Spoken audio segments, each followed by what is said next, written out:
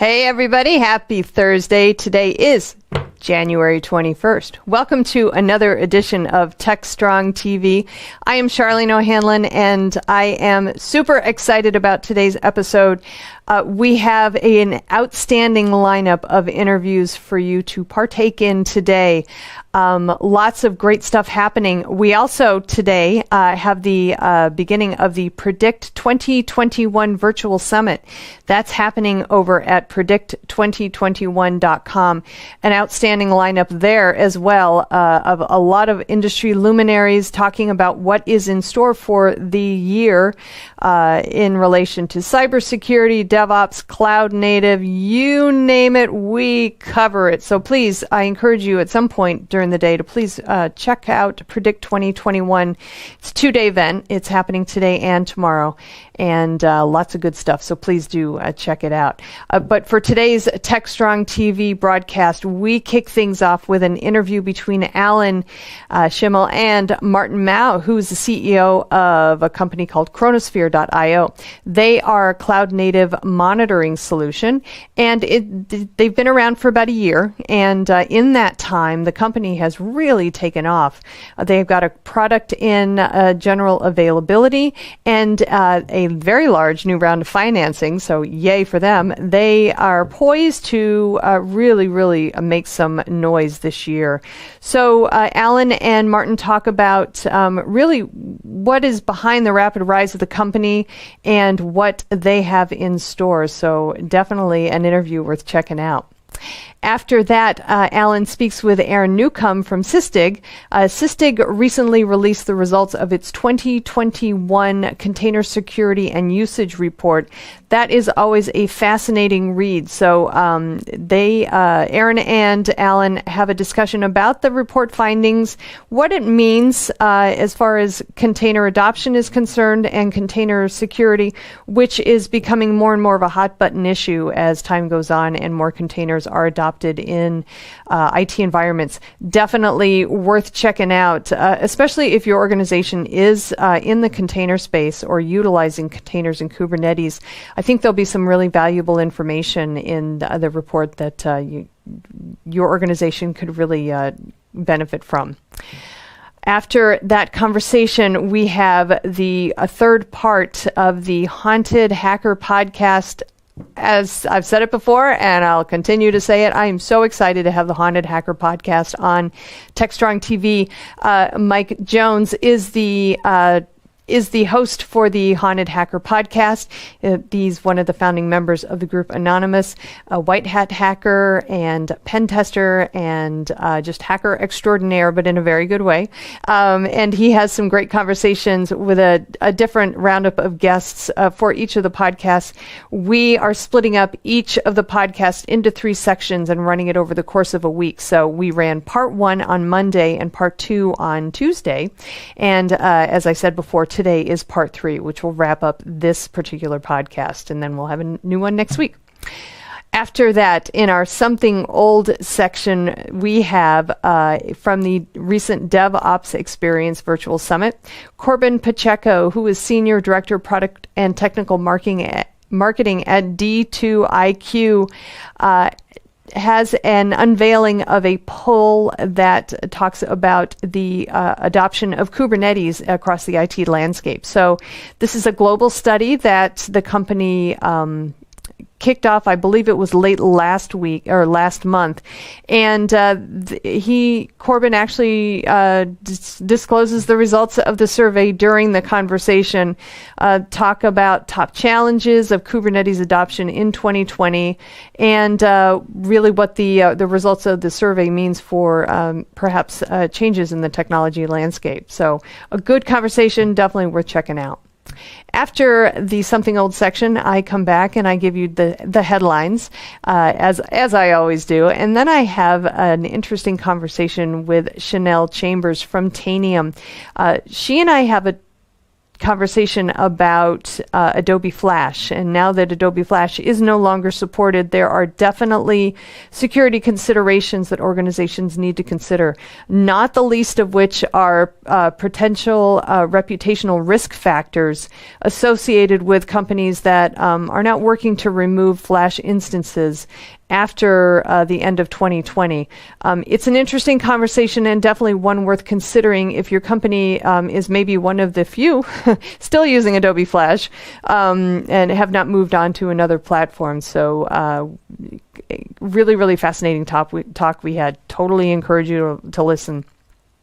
After that, I come back again and I give you the webinars preview for the coming week, and we've got some really good ones lined up. So definitely give that one a listen to. Then after I do my webinars preview, Mitchell Ashley comes on with his Analyst Corner segment, and he has a great conversation between Casey Zerkis, who's a content strategist with RSA Conference and a former contributor to Security Boulevard, and Katie Nichols, who was the Director of Intelligence at Red Canary. They join Mitch to share a preview of the RSAC 365 Virtual Summit that is happening next week. I think it is January 27th. Katie is going to be giving a talk on taking a more balanced approach to advanced persistent threats as part of a threat assessment and modeling strategy. Definitely a conversation you want to check out. And also, you know, the RSAC 365 Virtual Summit, definitely something you want to check out as well. So great lineup of conversations in today's episode. I am very, very excited to get things kicked off, which we will do right after this commercial message.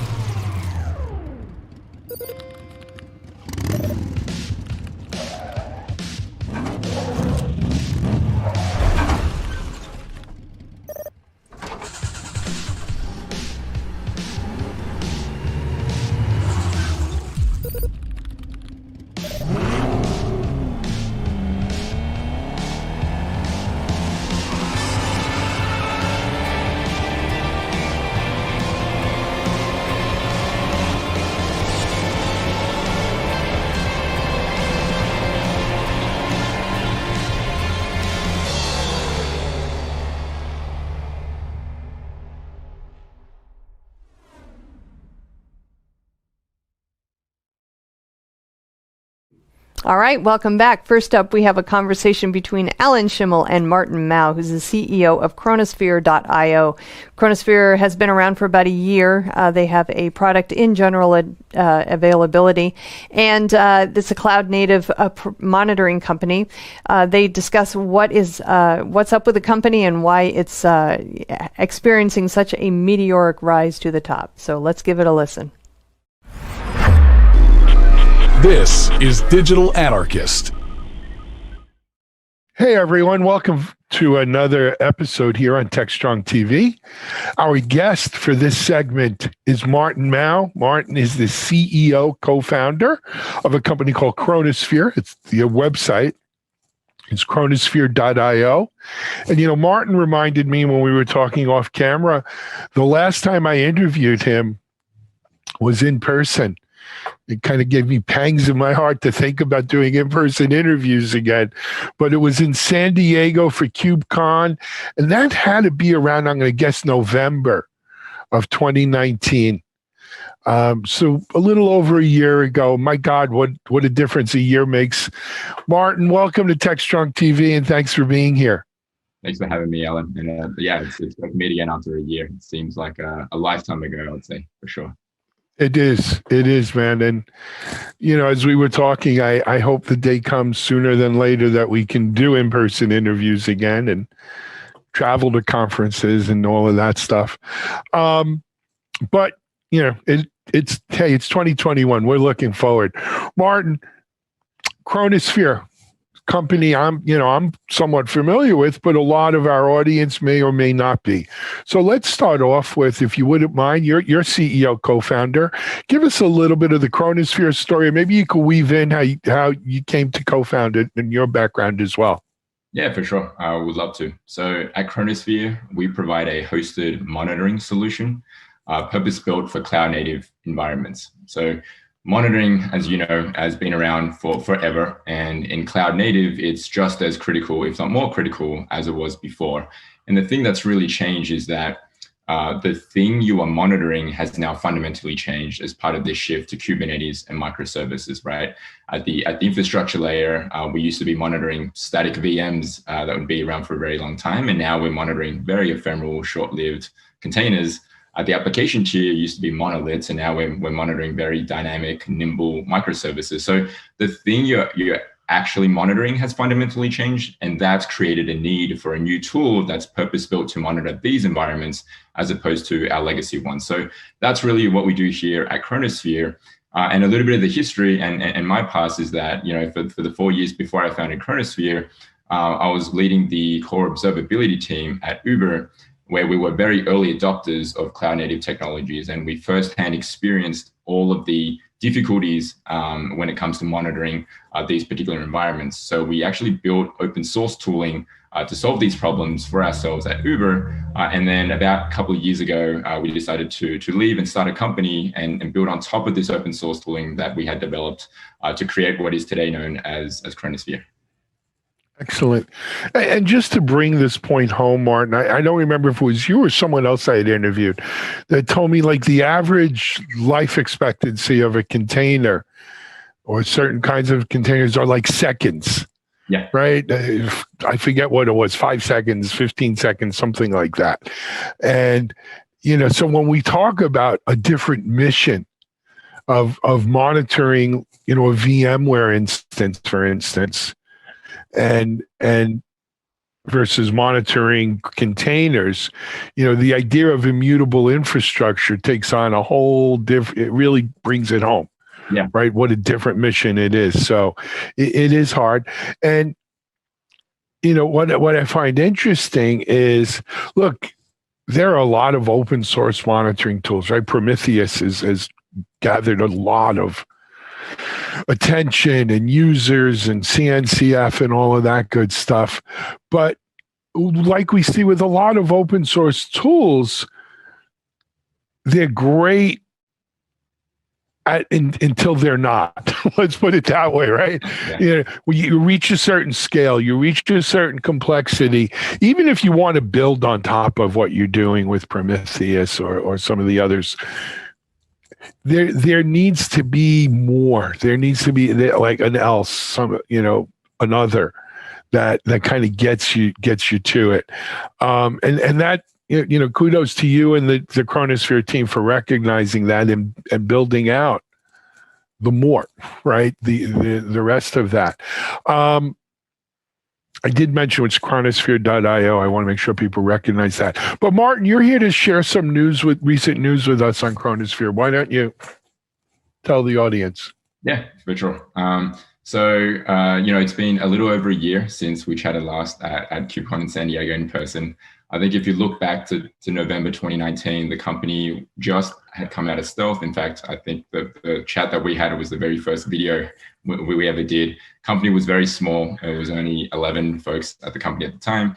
We had our very first version of our beta software there, and we were onboarding initial beta customers. So really over the last year and a tiny bit, we've been growing the team rapidly. So the team's now 50. And a lot of that focus has been on product and engineering. We've sort of not only developed the beta version, but sort of iterated that over the last year. And we announced the general availability of the product about a couple of weeks ago. So that was something we've been working hard on for a year. And then on top of that, we sort of announced new funding as well. So we did a $43 million Series B that we announced a couple of weeks ago, along with the GA announcement as well. So it's been a busy year for us for sure. Congratulations, man. That is fantastic.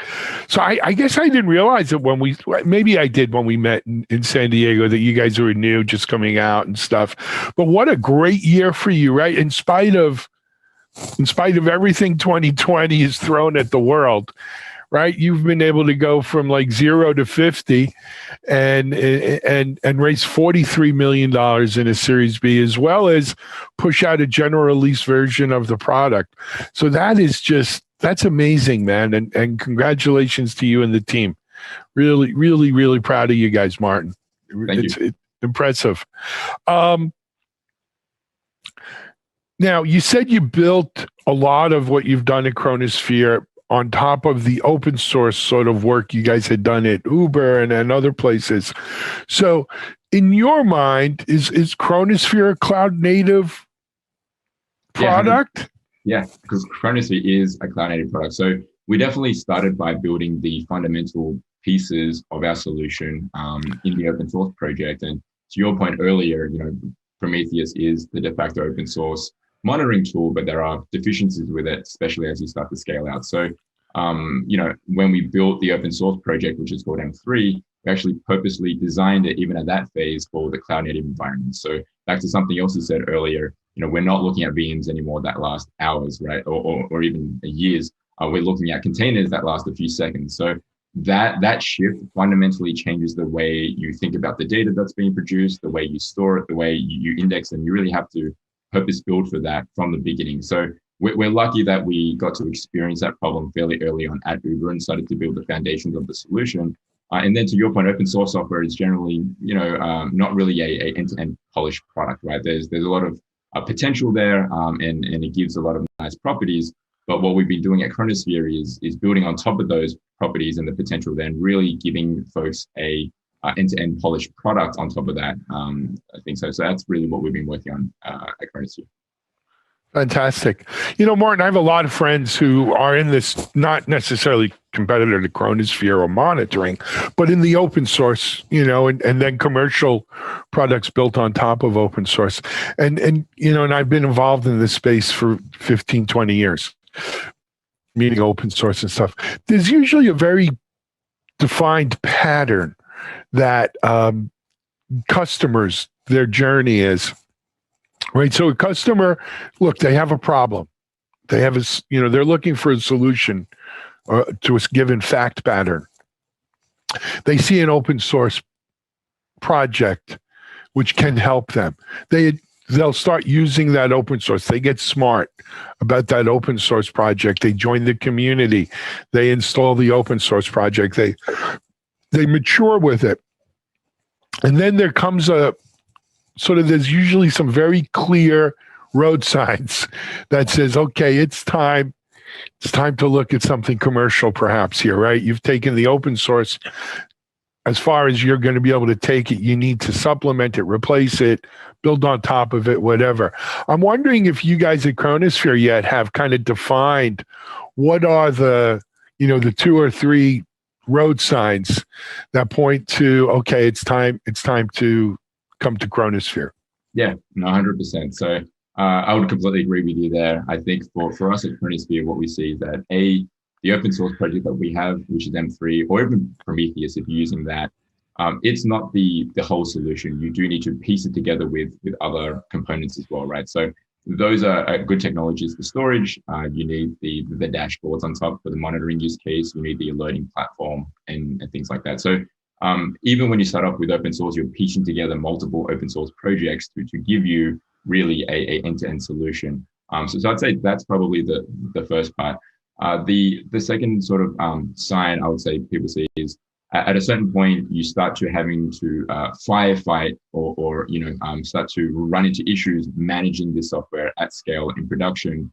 And when it's your monitoring stack, when that goes wrong, it almost takes priority over everything else, right? Because without that, you lose visibility on all of your other services on your infrastructure. So when customers start to feel the pain of having to constantly firefight the open source technologies that they're using to maintain the visibility that they get from the monitoring software, that's generally a pretty big sign that you should probably turn to a commercial solution or at least a hosted solution that another company or another team like ours can deal with all of that management overhead and the difficulties there for these particular companies. Excellent. Let's turn back to the news around the money raise. Yeah. So, you've got your product out in GA, you've raised a decent amount of money now. What, I've done this, right? I've, helped several startups. We're venture backed. And at this point of the game, you've got this money. You don't want to spend it all, right?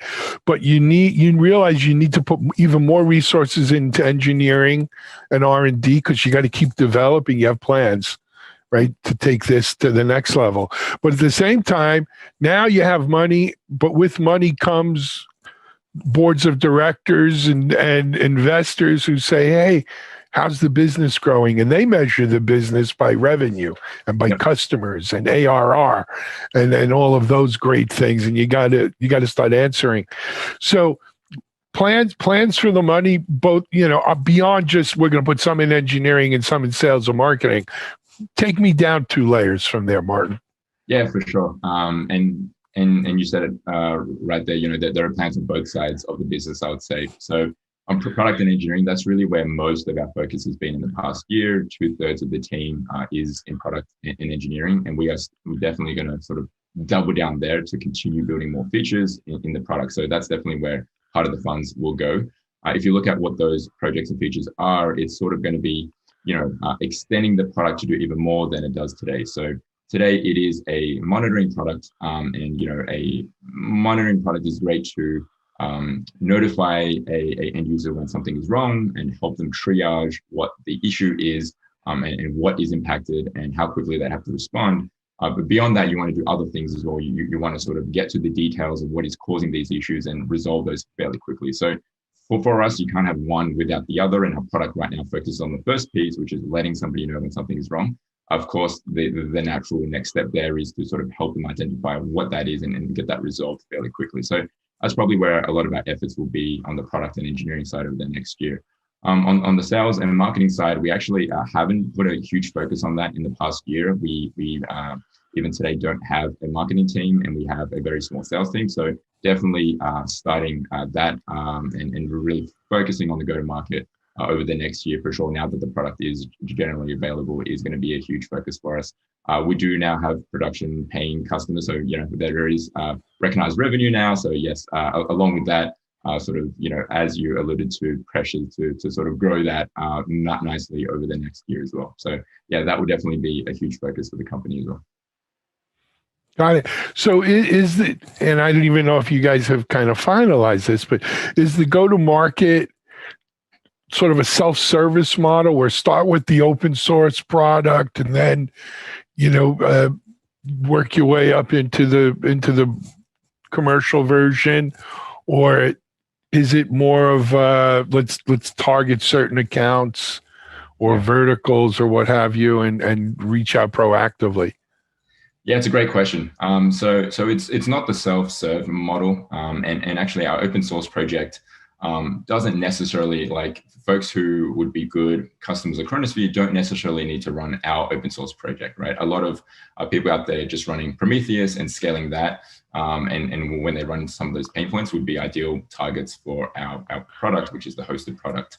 I would say in terms of like verticals, we're not really targeting a particular vertical because the monitoring problem is really fairly universal across all types of companies. What we found as a pretty good indicator for us is how mature a company is in their sort of adoption of cloud native architecture, in their adoption of Kubernetes and microservices. And what we generally find is that probably the larger tech companies right now are most ahead in their adoption of this technology. So they're probably the ideal targets for us. And we do sort of do an outbound targeted approach to those particular companies. But more and more, we're actually seeing companies being born in cloud native. So newer companies that are only 2 to 3 years old are quickly running into this problem as well. And they sort of run into the pain points of Prometheus themselves. And they're pretty good companies for us to go after.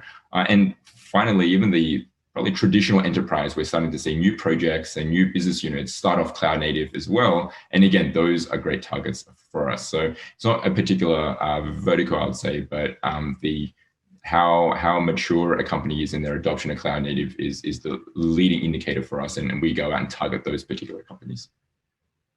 Fantastic. One last area I wanted to hit with you.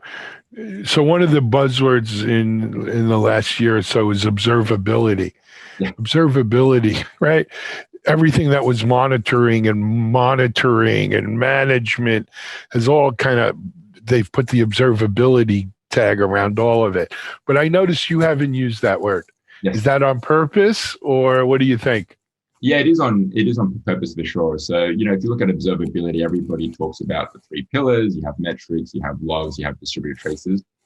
You need all 3, we believe for sure. But for us, the first thing that breaks when you adopt cloud native is monitoring. So if you can't solve that problem first, you're not looking through your logs. If there's nothing that can even tell you that something is wrong and how badly it's wrong, you're not even getting to the logs or the distributed tracing components yet. So we wanted to target the problem where it starts, which is in the monitoring aspect. And as I mentioned, for some of our plans, there is definitely sort of plans to solve the other problems that the other properties give you as well. But our approach of solving it isn't sort of just providing 3 siloed, isolated solutions saying, hey, we have all 3 pillars, here you go.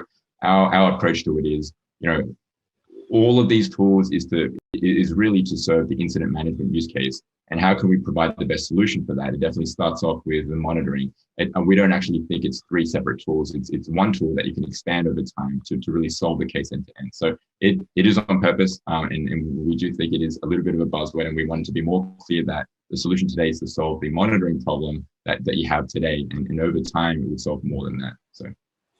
Fantastic. Martin, first of all, thanks for coming on and sharing with us here on TechStrong TV.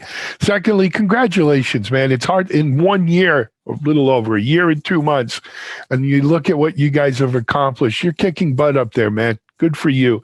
Keep it up. I think part of the reason is that you're in the right place at the right time with the right kind of solution. So keep doing what you're doing. Don't wait a year to come back and visit us, because I don't know when we'll see each other in person, but you can always come on here and talk with us, okay? Sure. Thanks a lot, Alan. It was great to catch up again. Absolutely. Martin Mao from Chronosphere, and it's chronosphere.io. They're in general release. You could go check it out and use it right now. Just raised a really nice series, healthy Series B. You're going to be hearing more about them. Watch them, and hopefully you'll see them here on TechStrong TV. That's it for right now. We're going to be right back with our next guest. Thank you, Martin. Thank you.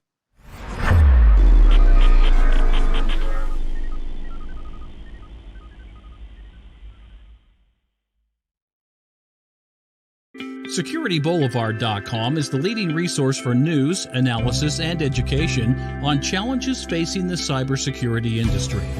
SecurityBoulevard.com covers all aspects of cybersecurity, including data security, DevSecOps, cloud security, application security, network security, security threats, and more. SecurityBoulevard.com has the largest selection of security content, featuring breaking news, blog posts, podcasts, and more. Visit www.securityboulevard.com to learn more. SecurityBoulevard.com, home of Security Bloggers Network. All right, next up, Aaron Newcomb from Sysdig and Alan parse out the results of the 2021 Sysdig Container Security and Usage Report. They'll be talking about what that means for the container security landscape in general and what organizations can expect in the next year. So let's give this one a listen. This is Digital Anarchist. Hey, everyone. Thanks for joining us here on another session for TechStrong TV. My guest this session is Aaron Newcomb. Aaron is with Sysdig, and he's going to tell us about some interesting research in the 4th annual Sysdig survey they've done. And maybe we'll do a little Sysdig background too. But first, let me welcome Aaron. Hey, Aaron, welcome to TechStrong TV. Thanks for coming on. Hey, thanks, Alan. Thanks for having me. My pleasure. Aaron, always good to have folks from Sysdig on. We've done Sysdig coverage, obviously, in the past. But before we jump into the survey and the results and the research you've been doing, if you don't mind, give our audience a quick background on Sysdig, sure. and maybe yourself as well. Absolutely. So Sysdig develops software to help secure DevOps teams run and get more information out of their environments for both security and for monitoring. So if you're on a DevOps team and you need to see, you need to be able to scan your images or detect for vulnerabilities or provide audits back to your security folks, make sure you're in compliance, make sure your containers are running correctly, you can install our software and we'll help you do that. As far as myself, I am a product marketing manager, been in the industry for let's say over 20 years. I think that's a high enough number. I don't want to date myself too much. Working most recently for several monitoring companies. Mm-hmm. So been in the monitoring space for a while, absolutely. And look, we've certainly seen no lack of companies coming out of the woodwork around container security, cloud native security, and so forth. But Sysdig's been a company that's been at this now for some time, and they came at it from the monitoring and security space, and they continue doing it. And they're certainly not one of the Johnny-come-latelys to this. Aaron, and speaking of that, this is actually the fourth year that Sysdig, right, has been doing this survey around container monitoring, security, and stuff like that. You take the lead on it. Is this your first year as the lead on it, or have you been doing it previously as well? This is my first year taking the lead on the report. Of course, I've done other reports in the past for other companies, but this is the first time doing it for Sysdig. Excellent. So, if it's okay with you, let's dive into the report and tell us all about it. Yeah, sure. So the report is chock full of information that comes from real world data. This is data that comes in from our users. It's a subset of over 1 billion containers, individual containers, over the past year that we pull in this data from. So it's a very large data set. And what we found are some surprising things, at least to us, and we think the readers will find it surprising as well. The first one is that 2/3 of all companies are actually scanning their images in the CI/CD build phase. And what that means is that there is a trend, even with security, container security specifically, towards shifting left. It's a big buzzword, obviously, in the DevOps space. But because we can tell that people are scanning their images early, that means that they really are trying to implement shift left policies, if you will, that help them scan earlier, and hopefully that will try to stem off some issues that might come if you weren't doing that. If you were only scanning in production, maybe you'd miss something or have an incident that was more impactful than it would have been if you caught it in development, for example. Excellent. I think we've heard this before. I don't think that's necessarily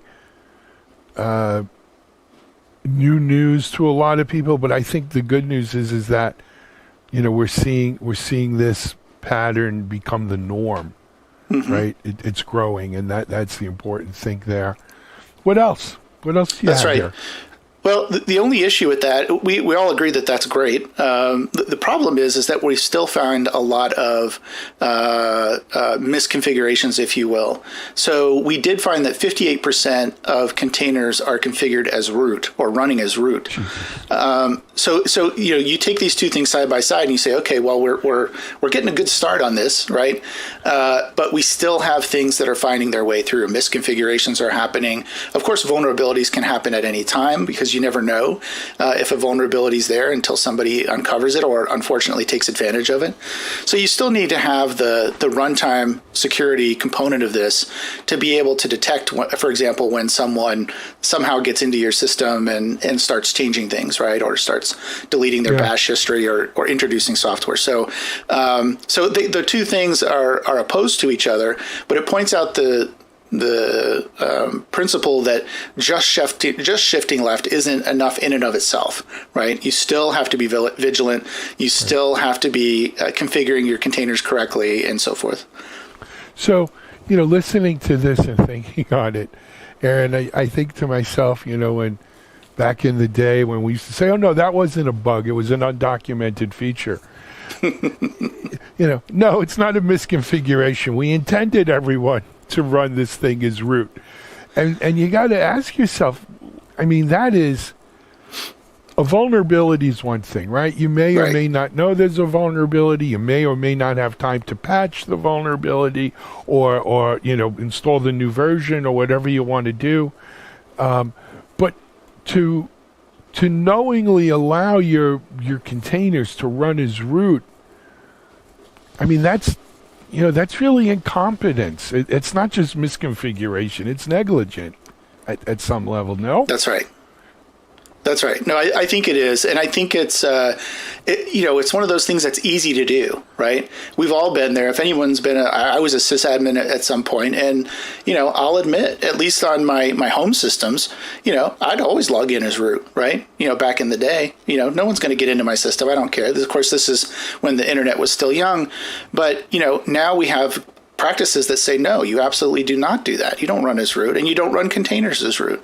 And so I think this is hopefully a wake-up call to folks to go out and at least have tools that can help you check if that's the case, because you may not even know that your systems are running as root. You should know, but that's a great point, Aaron. I got to assume that people don't knowingly pick, like there's a box here. Well, before I deploy my container, there's a box. You want to run as root, yes or no, and they hit yes.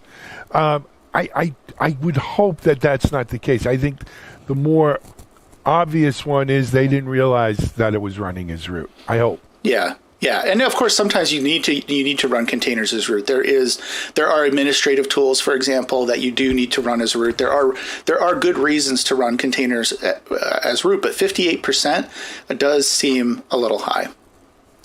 No, but on top of that, Aaron, look, maybe I need to give Aaron root access. That doesn't mean everyone gets root access. That's right.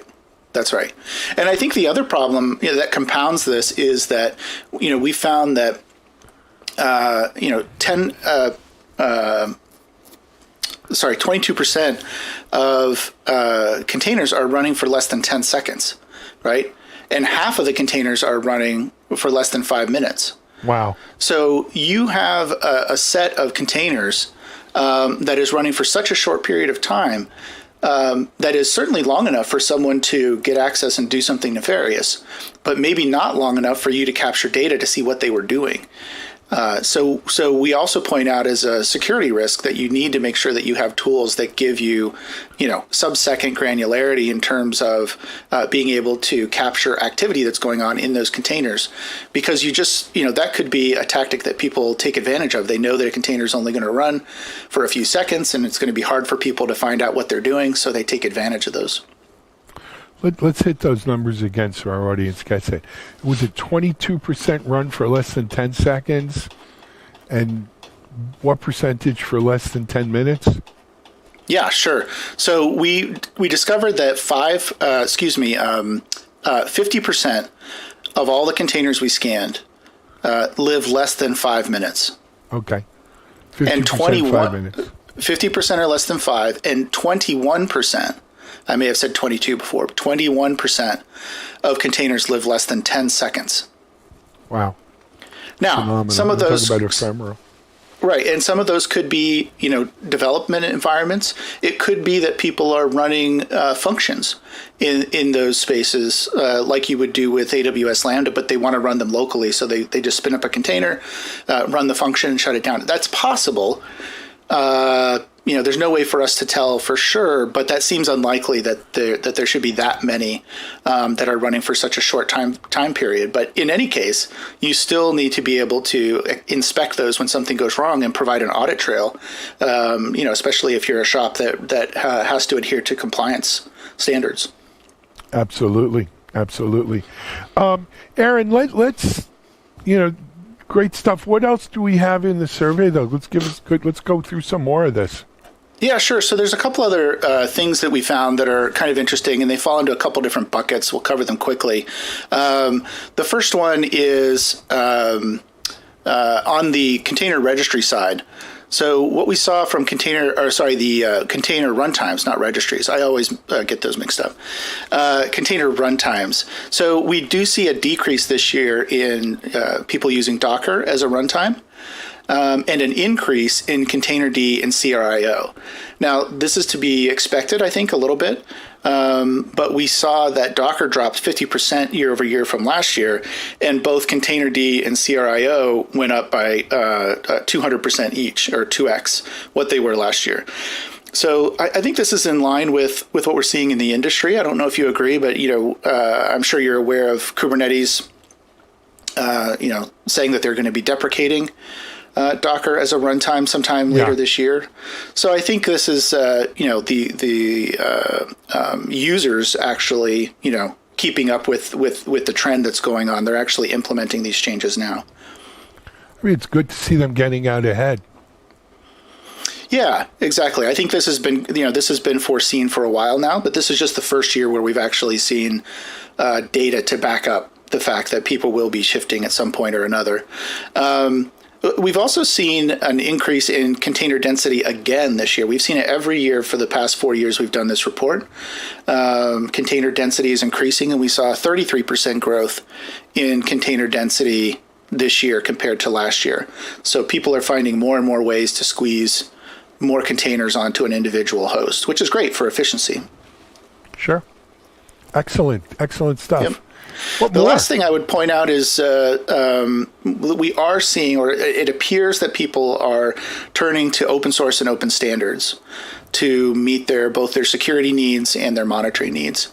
So, for example, Sysdig contributed the open source project Falco to the CNCF a few years ago, and we saw a 300% growth in Docker Hub pulls this year for Falco as compared to last year. So people are definitely choosing open source, and it makes sense actually in a lot of ways, because those are projects you can contribute to. If they don't have the rule that you need for your environment, that's something that you can add very easily.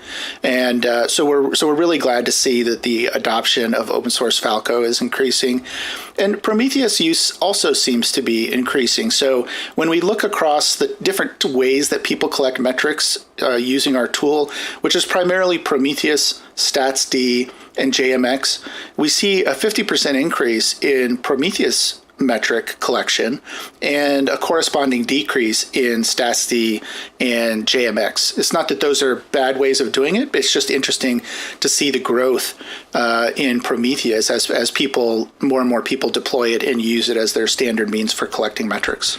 Yeah, no, certainly Prometheus, it's no pun intended with containers, but it's a whale, in this market. It's really become the standard. And I think it's going to create, there'll be a whole ecosystem around that. I think there already is, actually, the same way there is around Kubernetes. It just, this whole cloud native space is spawning entire ecosystems of open source projects, commercial companies, and of course driven by users. So, again, not surprising, but good to see the metrics backing that up, really confirming the story that I think we all felt. Yep. And there's lots of other data in the report too. Those were just a few highlights. That maybe covers 10 or 20% of the report. So there are a lot of other things in the report, ranging from a breakdown of how many people are using public versus private repositories, for example, for their images, or how many nodes run on an average cluster, and how many pods run on an average node. All those basic types of Kubernetes statistics are all in the report as well. So I'd highly recommend people go out and take a look and see how they stack up against those. So that brings me to the next question. Where can people get more info on the report? Can they download a version, or where should they be going? Absolutely. So if you just go to sysdig.com, you can take a look at the latest blog post that I wrote, which gives an overview. It's a great shareable item if you want to send it to a colleague, just the blog itself. And then, of course, the link to the report is right there in the blog. You can download the whole thing as a PDF. And I highly encourage people to take a look at it. Very cool. Hey, Aaron, thanks for joining us here on TechStrong TV. Great work on the report, man. I think it's some really important stuff. Good stuff. It was a big team effort. Lots of people chipped in, of course, and it really was a huge effort to kind of go through all those stats and analyze them, break them down. So I hope people find it useful. Absolutely.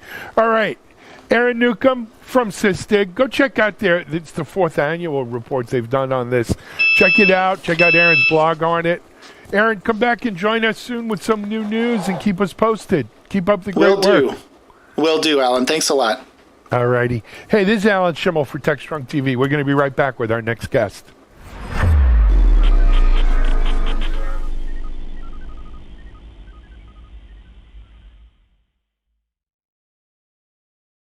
ContainerJournal.com is the leading online destination for centralized computing-related content.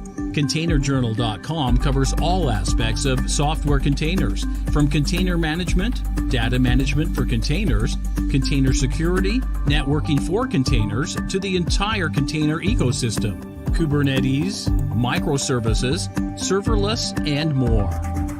ContainerJournal.com has the largest selection of container-related news, featuring breaking news, blog posts, podcasts, and more. Visit www.containerjournal.com to learn more. ContainerJournal.com is operated by MediaOps Inc., the team behind DevOps.com, Digital Anarchist, SecurityBoulevard.com, DevOps Connect, and DevOpsDozen.com. All right, guys, welcome back. We now have the third part of the Haunted Hacker podcast series. Part 1 was on TechStrong TV Monday. Part 2 was on Tuesday. Today is the third part of the first episode of the Haunted Hacker podcast. So let's give it a listen.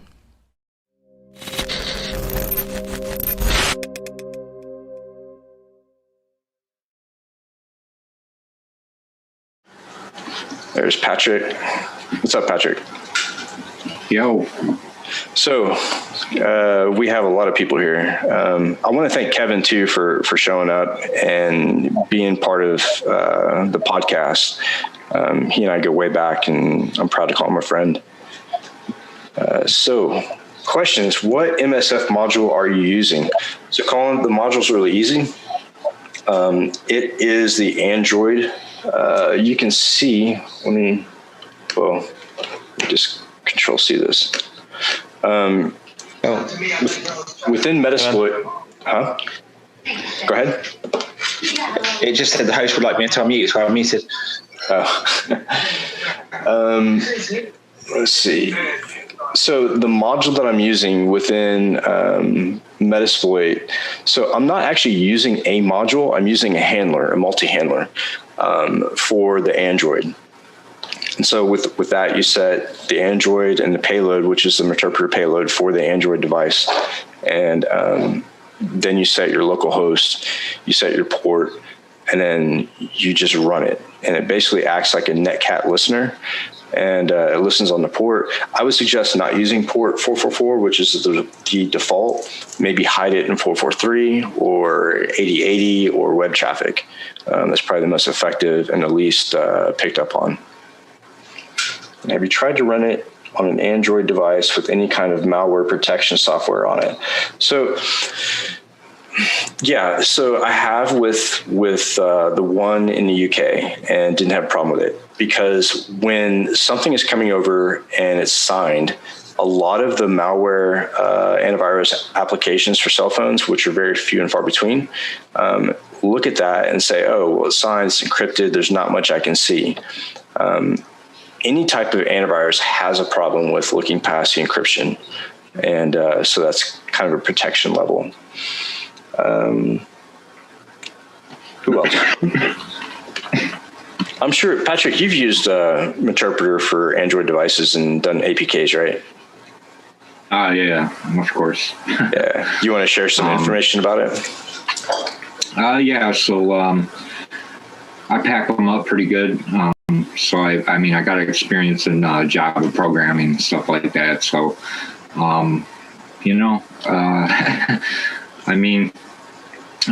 My advice for trying to block something like that is not only on the certificate level, but watch port traffic, obviously. Most kids are like you said, they're going to use 8080 and 444, and something simple. Most of them are, just out there trying to see if they can get somebody, Yeah, exactly. Me, I'm a little more sophisticated. I use port numbers that are unrecognizable. And definitely, you got to understand SSH tunneling, PPS, so there's a lot more to it than, just hosting it on your cloud VM. Yeah. Exactly. And that's why I mentioned like AWS and external servers, because there's a lot of different ways that you can host that file and get away with it. I mean, it's really simple, but you have to look at the whole anatomy of the attack, right? You have to look at the way the APK responds, the way that the Play Store or whoever looks at that APK when you execute it on a phone. And the payload is really important as well. But if you can wrap it with some level of encryption and be successful at it, and like you said, like the Java signature and certificate is like really important, and that's where I went with it as far as like wrapping it and deploying it. Was I used a lot of that.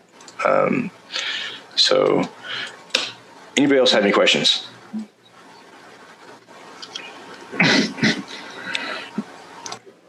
Was thinking more zero-day type protections. I don't know, to be honest with you, I don't know any type of zero-day protection or antivirus or anti-malware for Androids. Because when you talk about zero-day protection, you're talking about protection for something that's not known. That's very difficult to even begin to fathom. Because if it's a 0 day, there's nothing that's going to stop it until it's identified, analyzed, and put into some sort of engine. So yeah, I wouldn't use 0 day in that. I would use more complex or complicated attacks, something that detects that. So what else?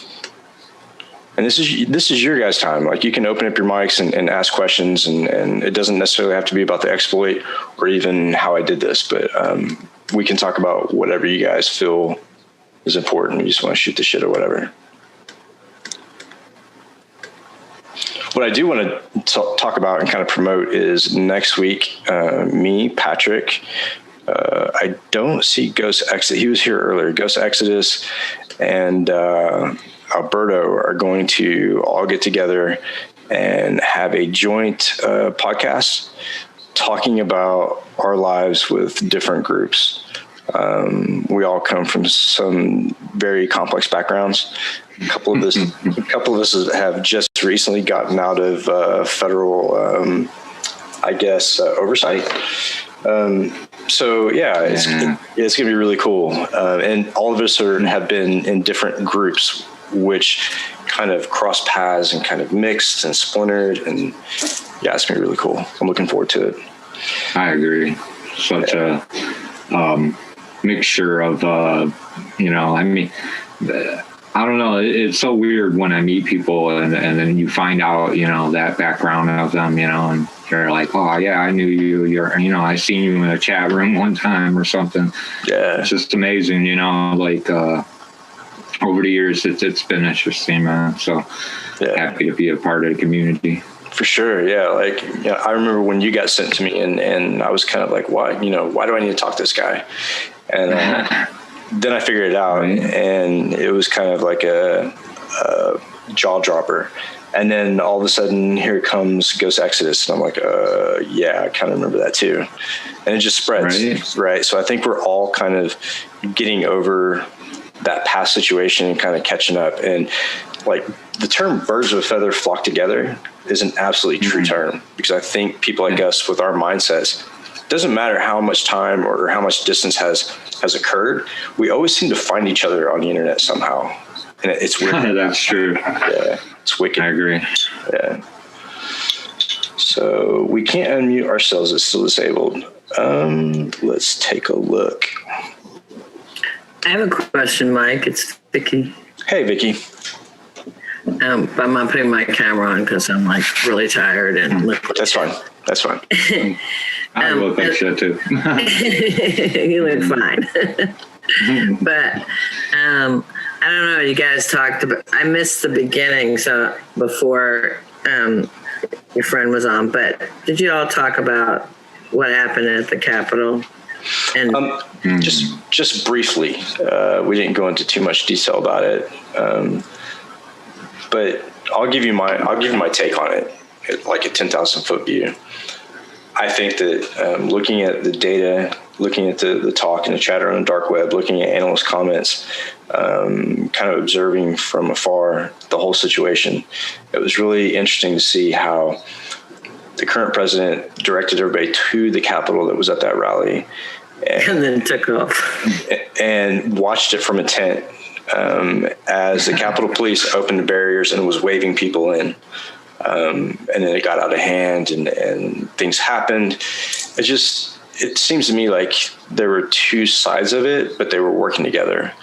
And I don't think we'll probably ever know the truth about what happened, but I think the whole thing was staged. And, to think that Pence would go against the president and the president not know is kind of, I don't know, that doesn't ring true to me. And looking at some of the analyst comments and some of the chatter on the dark web, I think that, there's more to come.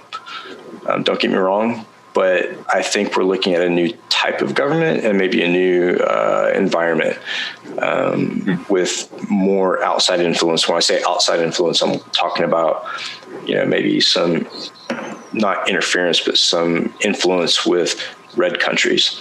I think that's kind of where we're headed, especially with Biden. Because I was thinking that maybe part of the people that were going in there were definitely foreign operatives. Well, they've identified quite a few people that were in there that had been part of other movements like Black Lives Matters, like Antifa. They tried to identify one guy and say he was communist, but it was actually the tattoo on his hand was actually a gaming tattoo of some sort, which was really off. There was a couple people that were politicians' sons or judges' sons.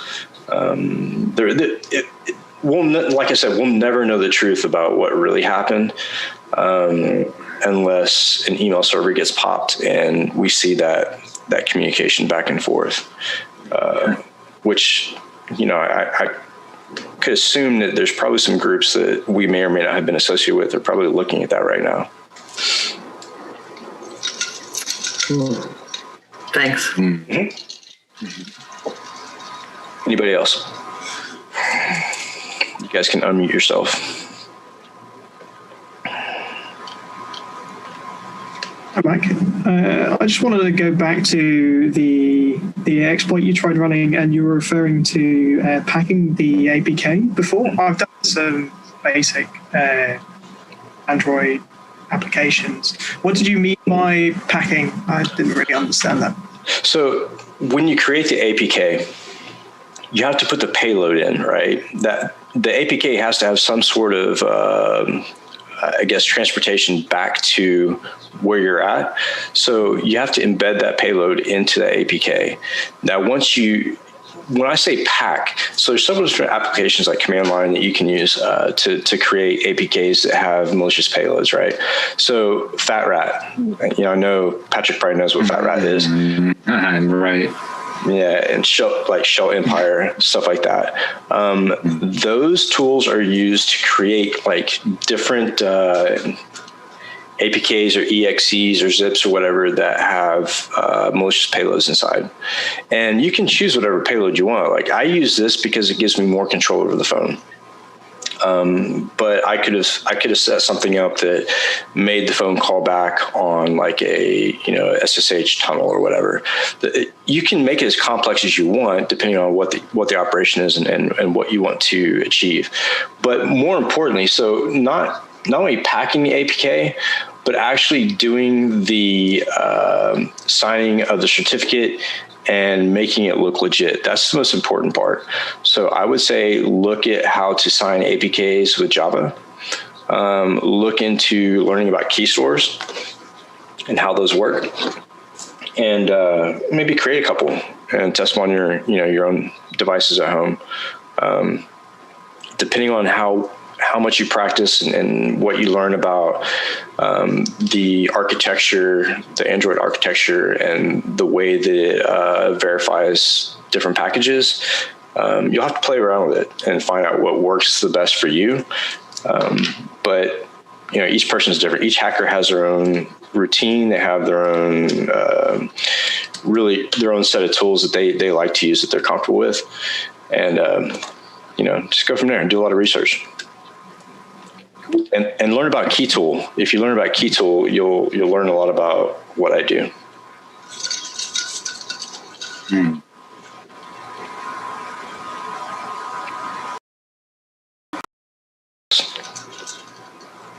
Hi Mike, how you doing? Good. How are you, Mike? Oh, not too bad. Another exciting lockdown time again.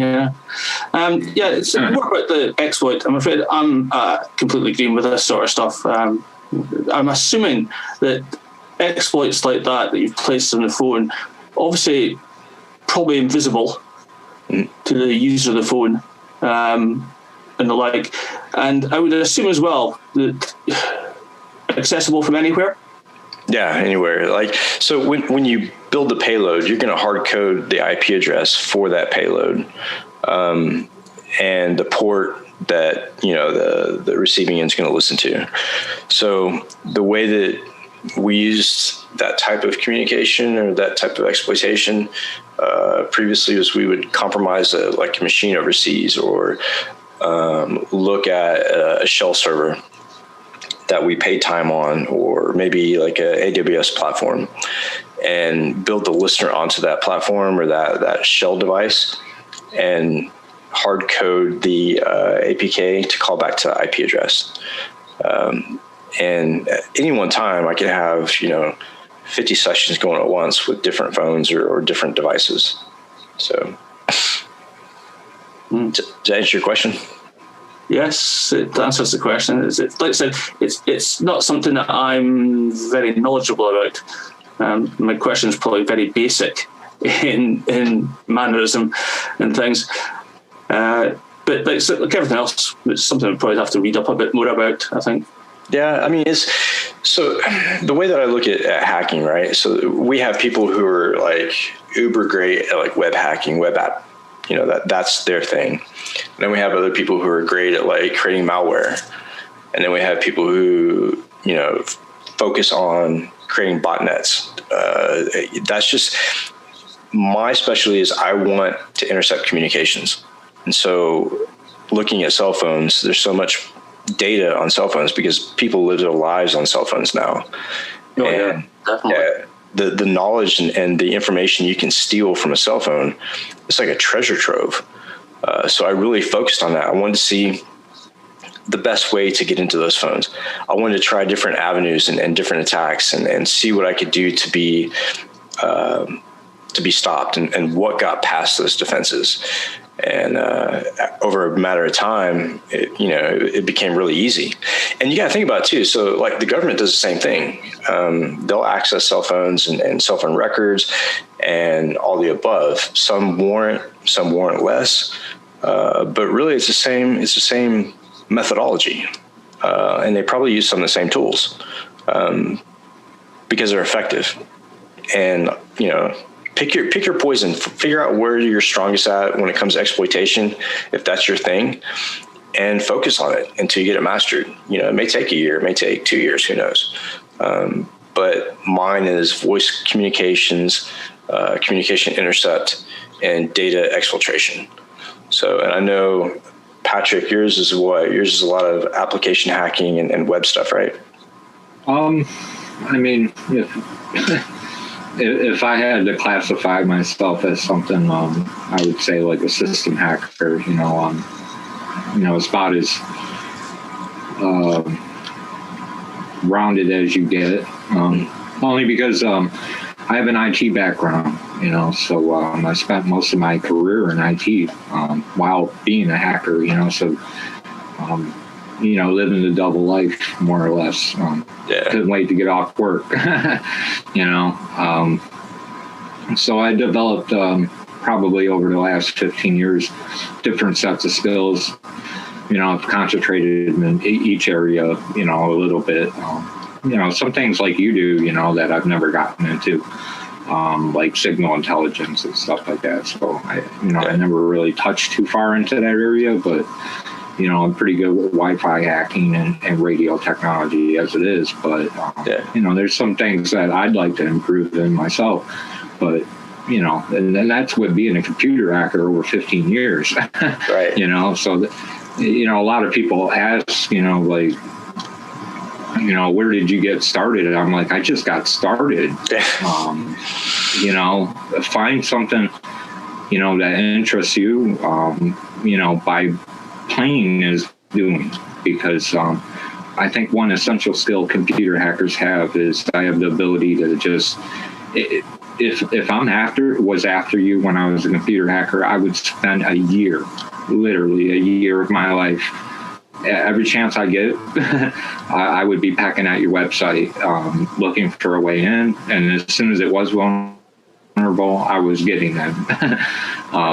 It's pretty much how hackers really think, and at an IT level, I applied obviously what I was doing in my fuck off time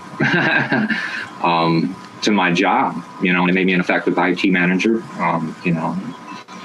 So it's been pretty interesting coming up in the community, I think most of us had kind of a double life. We had that 9-to-5 job, and we'd go home and, maybe sometimes play around at work, looking at the infrastructure at work. I know that when I became a director of security, I would, test the network myself and just play with new tools and see how our network reacted to it. But all that was sanctioned. But when I was doing illegal stuff, I was actually taking data and exfiltrating and finding ways to hide database structures and stuff like that. But really, it's all about jumping in and just putting your hands on it. I mean, the internet has all the information you need. It's just a matter of having that motivation and the patience and the time to sit down and really teach yourself a skill.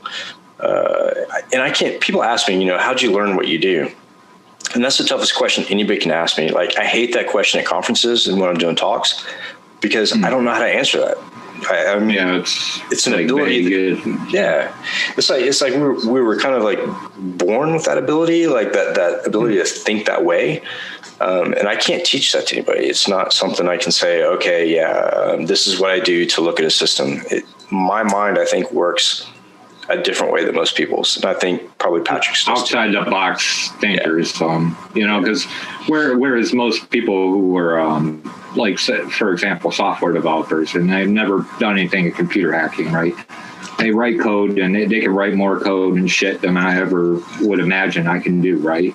Right. But when it comes to like actual physical hacking, system hacking, they're lost. I can tear apart their code in 10 minutes where it took them 2 years to write. Right. It's because I'm not looking to rebuild their code. I'm just looking to screw it up. And once I do, how do I, use that to my advantage, with whatever I'm doing. So. Yeah, it takes a level of creativity too. I think a creative mind is something that we all share. Right. Because, just why not? Exactly. Try it. Why not? I think I was asked a question about lockpicking last night, and they said, how do you do that? And my answer was, I just close my eyes and feel my way around. Like it's about envisioning what's going on the other end. And I think that pertains to network hacking and web app hacking and stuff like that, is you have to you really have to envision it in your head as to what's going on while you're doing the operation. So it's really, you have to have that creative ability. And for example, a lot of what we've done, in like hacking and hacktivism, this structure around a lot of like cyber war. There's a lot of stuff that went on in the community. People don't realize, 5 or more can gather for whatever reason, for whatever purpose, and make a bad day for somebody. Right. So there's always that, threat for whatever reason. So learning those tactics, learning how hackers think is very important on cybersecurity. Yeah, and especially you don't know how. Yeah. Yeah, in the community too, I see, like, back in the day, I saw new people come into the community and they didn't know anything. They were complete, for lack of better terms, they were noobs, right? So they come in the community and they start asking questions. Can you teach me how to do this? Can you teach me how to do that? And back then, that was looked down upon. Like, we wouldn't help those people. Because the trade craft that we had, it was like our trade craft is our secrets, right? Was no GitHub. yeah, there was no GitHub. You had to learn it by yourself.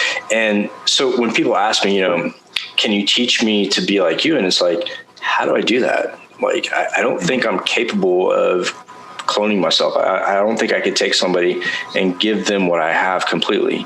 Because I didn't have that. I wouldn't know how to teach the way that I learned, other than just being curious and having that, I wouldn't say malicious mindset, but that dark streak that sometimes I dance the line, and back then I would go over the line to see where it would take me. Yeah, our generation was a little bit different. I tried to do that, especially like in hacktivism. I've been a computer hacker a long time, but when I got into hacktivism, different story. One thing that I always enjoyed though is through the community, I would always, get these kids now 5-6 years later that knew me back in the day, like, oh, you inspired me, and to see them doing good, and they're on the right side of cybersecurity, and they got their OSCP or something like that, and they just went the right direction, because they've seen it as a different mindset. I always told them, like, you don't have to steal people's money to be a good computer hacker. You never had, and I respected the guys from like Shadow Crew and like all those old groups and stuff like that. I've been around the community a long time, but I think that, you really don't have to really commit some severe computer crimes to like be an actual, elite hacker, somebody that's respected in the community, right. You can do your thing and easily, gain respect. And I think that's kind of like the backbone of the Haunted Crew, is that a lot of us come from that background. We've committed, some serious cyber crimes, but the way that we look at it now is, the world's a different place. We're different people, and we're going to make a difference the way that we know how. Right. And that's sharing information, kind of doing some tutorials to teach people, a little bit of what we know, and just being a sounding board for, people coming into the industry, and kind of give people the idea of, this is a route that this person took. Like Kevin took this route, Greg took this route, and give you like a wide variety of successful people that we know and the different ways that they got there. And you can take that and kind of look at your own life, your own skills, and figure out where you want to be and how to get there. Because back then, we didn't have that. There was no such thing as, internet security when I first got in. That was something that we kind of like trailblazed. Hacking was like more of like a rebellions, remember? Like it was like our counterculture. Like we just did it to, we fucking smacked somebody up and laughed about it. And like, cool, and we would read like the Frack or, stuff like that back in the day. But and the Hacker Manifesto and all that stuff. Right. And that's about as far as we got. We never really had like, I remember when, there was some set of scripts. What was it called? Wax or something. And then that was like a precursor to like Backtrack. And I remember when that came out, and it was probably 2006, 2007, something like that. But I remember jumping on it. I'm like, sweet, I'm like, I have to write my own shit. Like, it was just convenient to have like all that set of tools, one spot, and not have to scavenge. as time has gone by, though, we've seen that type of, tool set or whatever evolve into platforms for pen testers. And a lot of this stuff is automated. And what I found is that people will learn those tools and not really know what's going on behind the scenes, like not know how that tool really works and the exploits behind it. So when people come to me and say, hey, do you know how to use Rapid7, Nexpose or whatever, teach me how to do that. I'm like, no, I'm not going to teach you how to use a platform. You need to go out, look at the code, figure out how that exploit works. Because, you start firing exploits at random stuff, you don't really know what's going on. You can cause a lot of damage. Mm-hmm. Yeah, that's true. And they're not educating themselves on what really happens and no Hail Mary. Don't do that. Yeah, a lot of people don't learn the methodology and the mindset and how to approach a network or a system. And they're told, just plug this in and hit this button. And the whole AI thing and the whole automation, I think, does the whole industry a really bad disservice, because the more automation that gets involved with pen testing, the less the humans involved. And really, it's the human mind and creativity that makes a pen test successful. It's not the tool. It's the knowledge of the tool and the creativity to use that tool in various complex situations. Johnny says, isn't it curiosity and passion that drives one forward? What is focused on is individual. Some dig deep, others are content with less, e.g. your explanation with tools versus detail. Yeah, so the whole, definition behind what is a hacker, I think in the manifesto, the Hacker Manifesto, they mentioned something about hacking is not a physical crime or a malicious crime. It's a crime of curiosity, which it is. So a lot of us have been caught up in, let's say, a cyber crime that was strictly spurred off of being curious. And a lot of us, our natural background or the way we are as a person is curious. I've been curious since I was a kid, digging into. So I'll tell you a little story about curiosity that got me into a lot of trouble that has nothing to do with hacking or computers, but shows that curiosity, right? So when I was a toddler, my grandmother had a tear gas gun in her closet. And I was always told to stay out of the closets. Well, you tell me to stay out of the closet, I'm going to plunder. I'm going to take my opportunity. I'm an opportunist. I'm going to wait until that closet's open. I'm getting in it. So I found this tear gas gun. I think I was 3 maybe. And I pick up this tear gas gun and I shoot myself in the face with it. Because obviously I didn't know what it was, but I knew you had to press something. And nearly blinded me. And so that same curiosity never stopped. You would think that when, a kid puts his hand on a stove and says, oh, that's hot, he's not going to walk up to something else that looks just like it and do the same. But I always wanted to test everything around me, whether it be a radio, a TV, a VCR, a laptop. I remember destroying my mom's first laptop that she brought home with a virus I'd written. So it's all about curiosity. And I don't try to stifle people's curiosity. I just try to get them to contain it. And when I talk to kids, I tell them that once you do have that ability to do the things that we do, it's like a superhero. And they can equate to that because they look up to that type of stuff and they're interested in it. And I tell them, with great power comes great responsibility. So you really have to contain yourself and learn how to, put yourself in check. And that's something that I didn't learn probably when I should. Yeah. There's some things that definitely have to be said, and it's something that, I've been trying to, speak out against. It's like, I've been a computer hacker a long time, IT professional and everything. I've never seen people slam in hospitals and, you know what I mean? Like, you ever see that, Mike? I've never seen that in my life. Because no matter how skilled a computer hacker is, if he has that type of mindset and thinks in degree that I think we all think he's not going to do nothing like that and put people's lives in jeopardy for a buck. No. That's definitely where it's more nation state, because being under orders and under morals are two different things. Right. They don't equate. Right. You're being told what to do Whereas a normal computer hacker like me, you know, it's like, I'm not going to nail some hospital with ransomware. Like, what's the matter with you? You know, like it's just incredible what's going on. I never thought I'd see today, you know? Yeah, I'm the same way. Like, I don't see why someone would attack like a retirement center or, you know, insurance companies, you know, other than to make a buck. But that's not who we are. But that is that not just criminal intent? The ones that are just after the money. Well, I mean, it's not just criminal intent, right? So a lot of organized crime that, especially right now during the pandemic, a lot of those organized crime groups that operate on the streets had to move to another way to make money because they're not allowed on the streets. So they went to the cyber realm. So a lot of these people you see running ransomware or running phishing schemes, those are your organized crime groups that are trying to capitalize on a bad situation. Hackers have, you know, you have a whole systematic level of steps, you know. So you got the hackers, you know, we hack into the database.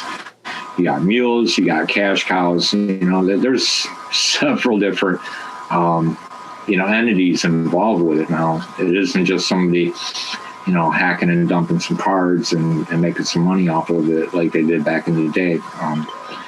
It's really thoroughly organized. Nation states pretty much primarily take part in it. For example, like North Korea, you know that as well, Mike. Like, I mean, that's probably like a good portion of their budget. Is cybercrime, right? And like China, like when sanctions get put on countries, all of a sudden you see like cryptocurrency, you know, gets around because that's the only way that they can not be traced financially, you know. So the things that you see like on TV and the cases that are exposed publicly, there's a reason for it, and a lot of it is making a example out of people. But you rarely hear about, you know, hackers stepping in to help. But it does happen. It happens quite a bit. You know, a hacker helping law enforcement identify, you know, a person of interest. That does happen a lot. But, you know, we're always looked at as, you know, the evil people or the boogeyman. I've seen people, what was it, the Steubenville? You know what I mean? It's a prime example of somebody, you know, getting information that the cops didn't even have themselves, and he goes to jail longer than the people that committed that crime. I was like, that blew my mind. I remember that. I was like, wow. Well, and look at some of the stuff that we did with Anonymous, you know, like taking down ISIS profiles, putting together whole case files of thousands of pedophiles and handing them over to law enforcement. But they were considering that a crime. You know, we were being looked at as like hindering investigations. And I'm like, no, we didn't hinder anything. We finished your investigation. Like, the data's here. You don't even have to worry about investigation. Back in the day, the feds told me all I needed to know, like what Aaron Swartz and stuff like that. Like, I was just like, wow, you know, like 30 years for that. Like, you know, I'm like, it's really hard to rationalize. I would say that the United Kingdom, other European countries, they have a little bit better of policy driven laws governing like cyber crimes, especially if it's around hacktivism or something like that. Because, you know, I like to think of that as, you know, like we always explain through the documentaries, like, you know, it's no bit different than me getting 40 of my friends and preventing you from getting on the bus. Exactly. Like, you know, we're just trying to, you know, get our message across and move along, you know. And I talked to the first big crowd that I talked to in Europe. One of the questions was, you know, as far as DDoS, you know, do you think that is illegal? And I'm like, you know what? If you look back to the 60s and 70s, right, and they had the protests of Vietnam, and people would have sit-ins, and it would sit in front of doors to buildings and keep people from accessing those buildings. You don't see them getting like 20, 25 years in prison for that. You see them probably going for 24 hours maybe. So, I mean, the cyber laws are very immature. I think it's going to take a lot to actually bring those to the forefront and change them. That's a good point. Like there should be, different statutes that govern, financial crimes, hacktivism, and cyber stalking, and there's other issues out there, that I've seen that got brought to my attention, probably near the end of my little hacktivism rank, but like some cyber crimes that I never really thought took place until you meet people that have those experiences, and you're kind of like, shit, what I knew and my type of people would never do something like that, but other people learn the shit I know to do that, and it just so I feel like it taints what computer hackers really are, which are people who, in a nutshell, love technology. It's really what it is. Yeah, and curiosity and stuff. Okay, so next weekend, we'll continue this conversation with me, Patrick, and with Ghost Exodus, and with Alberto, hopefully. So same time next weekend, we have a store now, the Teespring store with all the Haunted Hacker merchandise. We have that. We have the Discord server. We also have a Twitter account with all that information on it. So everybody's welcome on the Discord. But the same rules apply as a podcast. If you start, causing trouble, whatever, you get hit with the ban hammer, and we won't let you back. So be kind and courteous, and not talk a bunch of noise. So this podcast is really growing quite a bit. I'm really surprised, and I'm excited about the future of where this is going. And like I said, TechStrong TV has offered to host this podcast on their platform and help promote it, which will give us a lot more exposure. But I really like where it's going. I really appreciate everybody tuning in every weekend. I see multiple people tuning in every weekend, which I think is really cool. It's dedication to learn more about the industry. So with that, I'm going to go ahead and end the podcast. And if you guys want to move over to the Discord, feel free to. I myself am going to grab something to eat and call it a night. So I will see you guys later. Thanks, Patrick.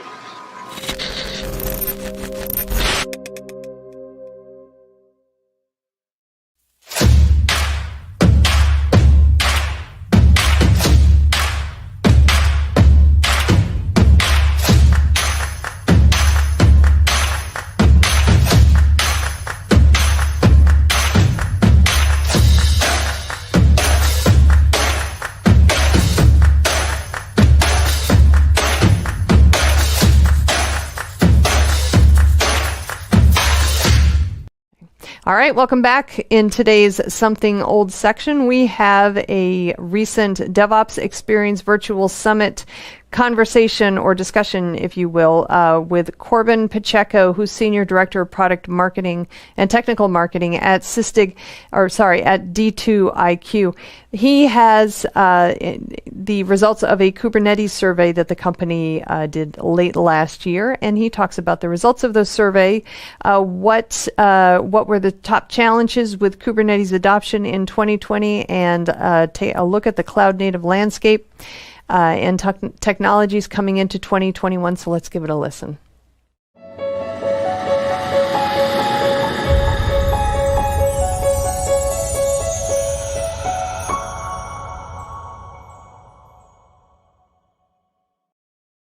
Hi, and welcome to Kubernetes. What do the poll results show? I'm your host for this session, Corbin Pacheco, Senior Director of Product Marketing at D2IQ. As a leader of the product marketing team, one of the main priorities is to keep a constant eye on the market, adoption patterns, and competitive landscape. There are a variety of inputs, including industry analysts like Gartner, Forrester, and others, movements in the open source community, the Cloud Native Computing Foundation, and the broader ecosystem. And most importantly, our very own customers and prospects at D2IQ. We have counted the votes, and today we will find out what the poll results show. So where does the data come from, you may be wondering? Most recently, Day2IQ commissioned a market study from an independent research firm. The research gathered data points from 300 respondents across the US. 2/3 or 200 of the responses were from DevOps professionals, consisting of developer roles and platform and cloud architects. The remaining 1/3 or 100 of the responses from senior IT decision makers. In this talk, I will review some of the key findings and themes that are unfolding across the market. We will reveal the top pain points enterprises are facing with Kubernetes today, as opposed to what they may have been facing last year, or perhaps the year prior. The complete report will be made available in the coming weeks, so stay tuned for that. Before we jump to the data, just a quick reminder of what organizations are seeking in the adoption of Kubernetes. There's a lot of promise. From pushing forward with a project as strategic as digital transformation, to obtaining better agility, improved uptime, application portability, and elasticity, to broader application modernization efforts and scalability, or for many, to optimize operational costs. With the massive benefits that can be had, none of that is possible with Kubernetes. The polls are in, and the top 3 reasons enterprise started Kubernetes initiatives are: number 1, to improve operations.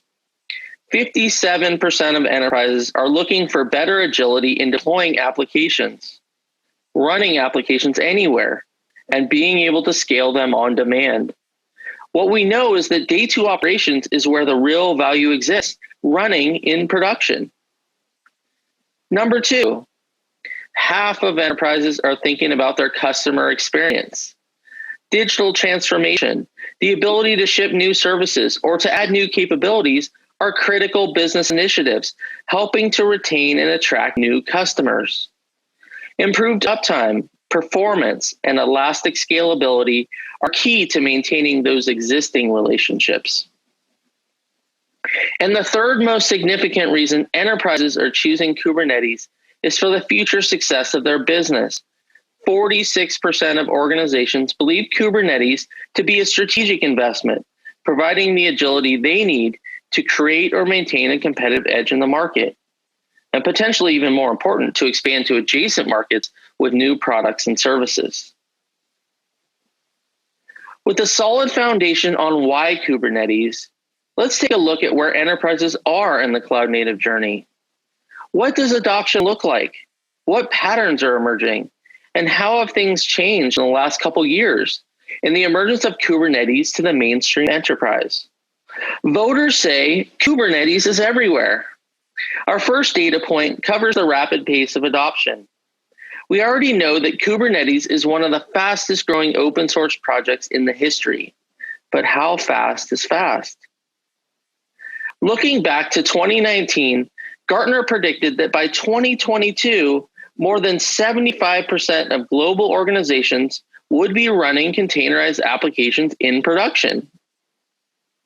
But in the 2019 Cloud Native Computing Foundation survey released earlier this year, more than that are already running in production at 78%. The CNCF recorded only 58% the previous year. The CNCF survey may have some bias to cloud native users, so let's take a peek into what our polls show. With an unbiased audience, a staggering 89%, almost 9 out of 10 organizations are running Kubernetes today.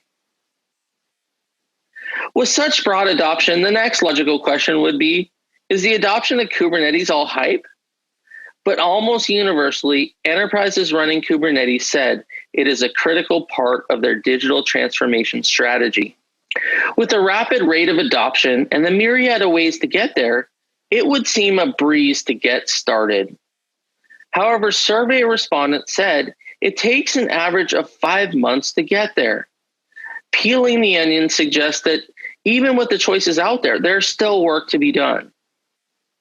Do-it-yourself solutions that leverage open source tooling and projects are costly to assemble, requiring hard-to-find expertise or hiring out to consultancies. This can often elongate the process of getting to production. Cloud solutions are often considered the easy button, but can be incomplete. It may require creating custom automation, also integrating CNCF projects, or navigating the complexity of internal security policies within the enterprise.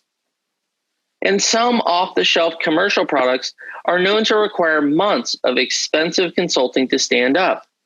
In many cases, shortening the time to production is shortening the time to value for enterprise organizations on the adoption train.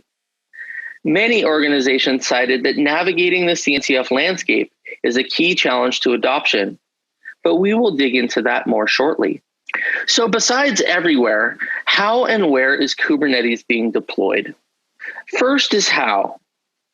Most enterprises are using a combination of deployment methods and have clusters in multiple places. The polls show that there are many combinations to the how and where of Kubernetes clusters. 64% are using a Kubernetes management platform from Day2IQ and others. Roughly that same number of enterprises are also using a public cloud service. Surprisingly, only 9% are doing it themselves, and a reasonable number are relying on someone else to manage the service for them, 42% to be specific. This points to the maturity of enterprise-grade solutions now available on the market, and those organizations that once took a go at it themselves have turned towards more mature solutions instead of continuing down that path to where they're doing this. Polls show more than half of enterprises are running on the public cloud at 55%. 38% of the deployments are on-premise, and only 16% are on the edge. With the versatility of Kubernetes as a platform, there's inherent value in running Kubernetes clusters on multiple infrastructure platforms to serve a variety of use cases.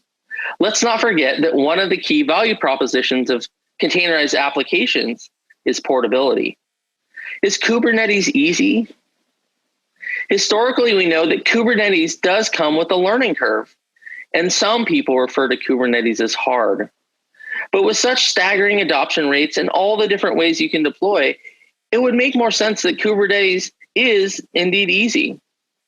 Let's have a peek at a few of the stats that address the user experience.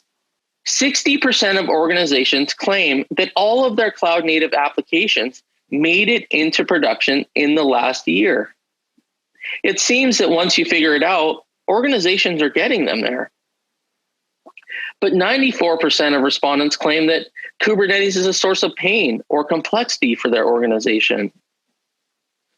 78% of developers and architects cited that Kubernetes add-ons cause a great deal of pain, suggesting that integrating and managing their stack is challenging. But all said, 93% of developers and architects agree that building cloud-native applications make them feel excited to come to work every day. It seems that Kubernetes may not yet be all that easy, but worth the time and investment. Success with Kubernetes generally has mostly to do with having the right team in place. After all, when has acquiring a new tool been enough to get real value? It's an age-old saying in IT that it takes a combination of people, process, and technology to get the job done. So let's take a look at how organizations are addressing the challenge. As Kubernetes adoption skyrockets, so has the appetite of DevOps professionals to acquire the necessary skills.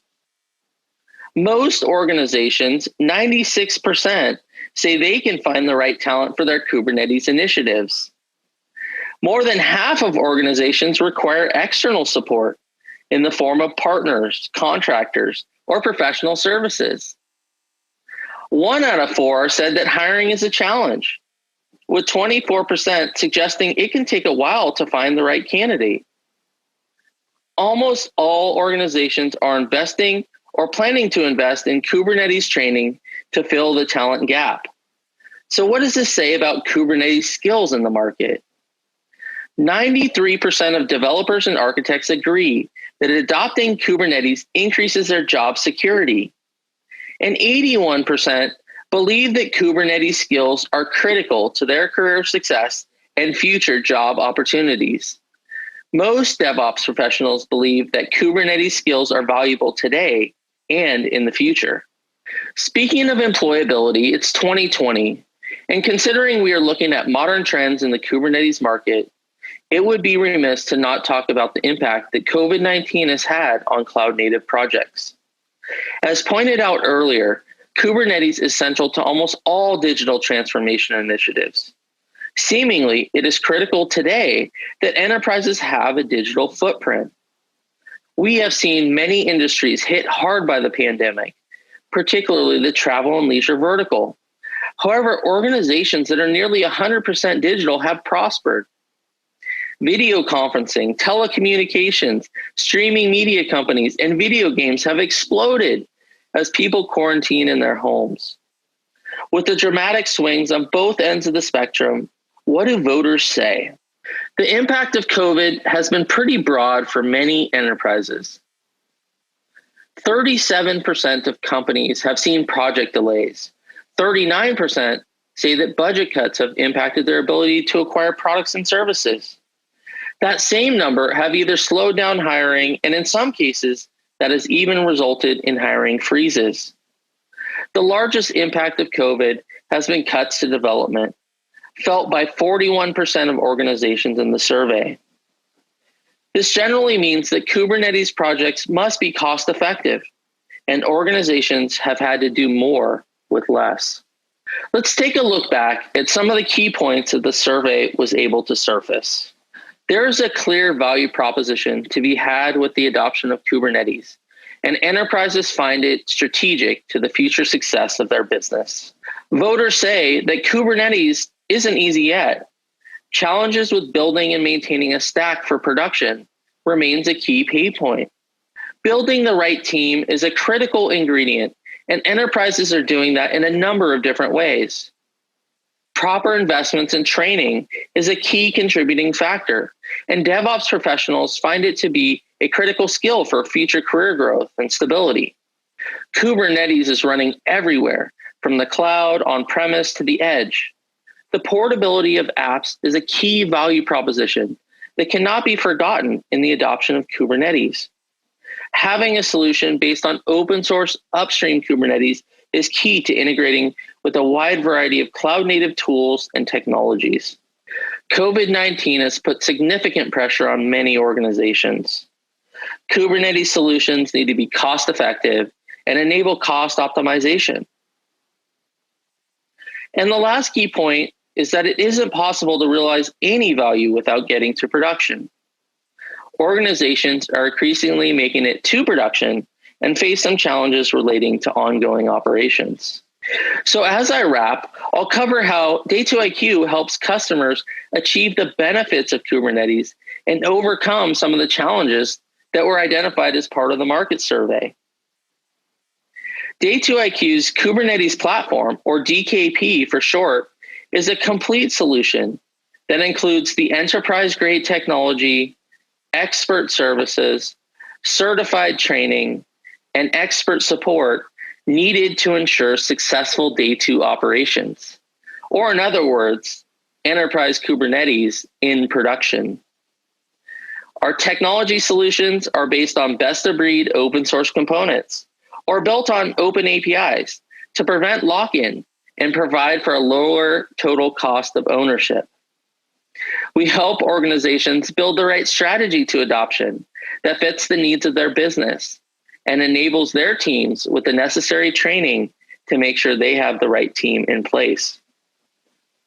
This is all backed up by an expert support team that will rescue you when you need it most, as questions or problems will inevitably come up.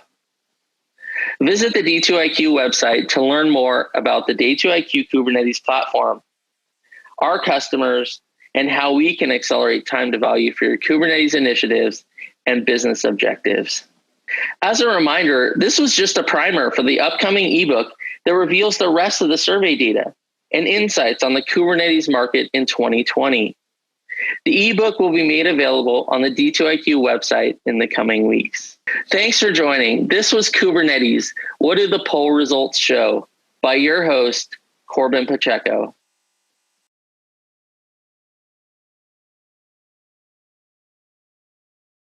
CISO Talk, to hear how real-world CISOs are dealing with today's real-world issues.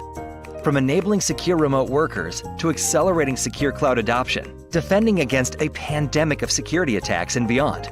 CISO Talk covers the cyber topics you want to learn about.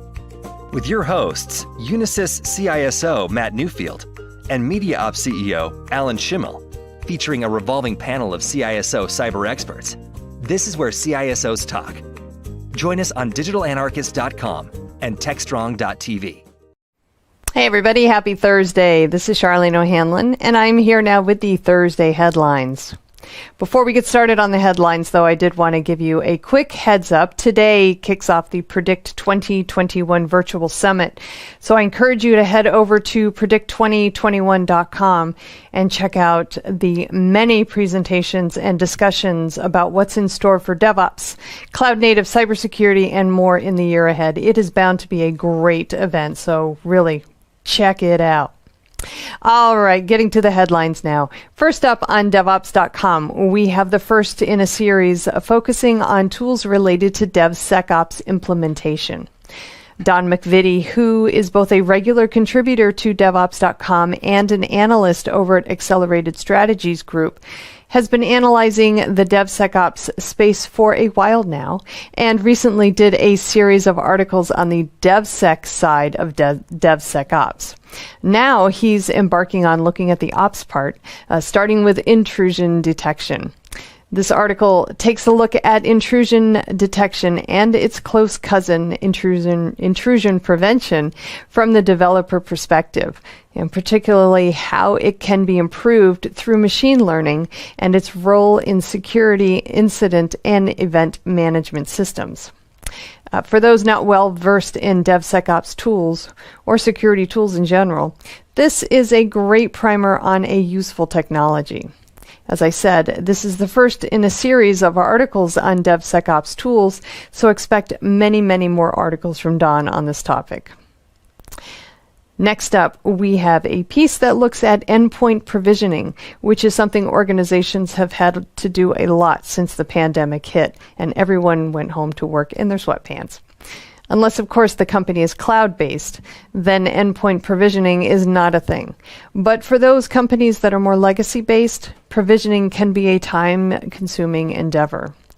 Not to mention the fact that buying workstations for all their employees can be an expensive proposition. That's why a lot of organizations are moving toward a bring-your-own PC business model, especially during the pandemic. Enabling employees to use their own laptop saves the organization time and money, and employees like working on their own machines. Of course, there are issues regarding endpoint security when provisioning doesn't take place. IT has no idea what type of security technology, if any, is on an employee's machine. Isolated workspaces, think virtual desktops or desktop as a service, they can be a good solution to the security issue. Isolated workspace approaches provide corporate security while permitting employees to do what they need and want to do with their machines, including things that might be questionable from a security perspective. Over on Container Journal, we have news from Hitachi Vantara, which launched a platform for managing Kubernetes environments that span multiple clouds and on-premises IT environments. The company also is launching its own distribution of Kubernetes, dubbed Hitachi Kubernetes Engine, for IT organizations that would prefer to have a vendor curate the open source platform on their behalf. In addition to tools for managing Kubernetes clusters, the software as a service version gives IT teams access to an application catalog to automate the deployment of complementary tools and applications. The company has also included a suite of tools for securing Kubernetes environments to reduce the need for IT teams to use multiple consoles. The company is just the latest to jump into the Kubernetes fray with its own distribution. which is quickly becoming a commodity to the main offering, which in this case is a platform for managing multiple Kubernetes environments, no matter what flavors an organization is running and where. And Fugue announced it has extended its eponymous platform for securing cloud environments to include container runtime environments. Specifically, the company is providing security and compliance tools for managed container services offered by AWS and Microsoft Azure. The company recognizes that it is more cost-effective for organizations to employ a platform they're already using to secure virtual environments running in those environments than it is to acquire a separate platform, especially since most IT teams will be running monolithic applications in the cloud alongside microservices-based applications built using containers for a while yet. Container security is becoming more of an issue as hackers have found ways to hijack containers to run cryptojacking malware on hosts. And as containers become even more ubiquitous in IT environments, companies such as Fugue will become more critical in helping keep those ephemeral environments secure. Over on Security Boulevard, we have an article that looks at how organizations can balance security and user behavior in remote work environments. We all know that when the pandemic hit, security took a back seat as companies scrambled to get their employees set up with working remotely. Well, now we're 9 months or so into it. We are now seeing the repercussions of that lax in security. Malware incidents are up. Phishing attacks are now happening at different times to accommodate a workforce that is working at all different times. And access to inappropriate content during work hours has increased 100%. I'm not judging. This data is from a report from Wandera that measured cloud security during the pandemic. And this article takes a look at the ongoing issue of user behavior and security and the 2 essential steps that IT and security teams should take to better address user behavior and decrease risk for malware infections. And finally, we have an article that looks at how utilities can mitigate cyber threats. In the age of cyber espionage and malware, this is an especially relevant topic. The threat is only going to grow as utilities continue to digitalize. This article discusses what utilities need to understand with the risks at hand, how to mitigate them, and what they mean for the entire business operation. All right, that's it for today's headlines. Please check out back on Monday when I'll have a batch of the latest headlines for you. Until then, have a great weekend and stay safe. This is Digital Anarchist. Hey everybody, welcome back to TechStrong TV. I'm Charlene O'Hanlon, and I'm here now with Chanel Chambers, who is the Senior Director of Product Marketing at Tanium. Chanel, thanks for taking a couple minutes and talking with me today. Really appreciate it. Thank you. So I know about Tanium, but there's a possibility that there are some folks out there who are not as familiar with Tanium. So can you give us the elevator pitch, if you will, for Tanium?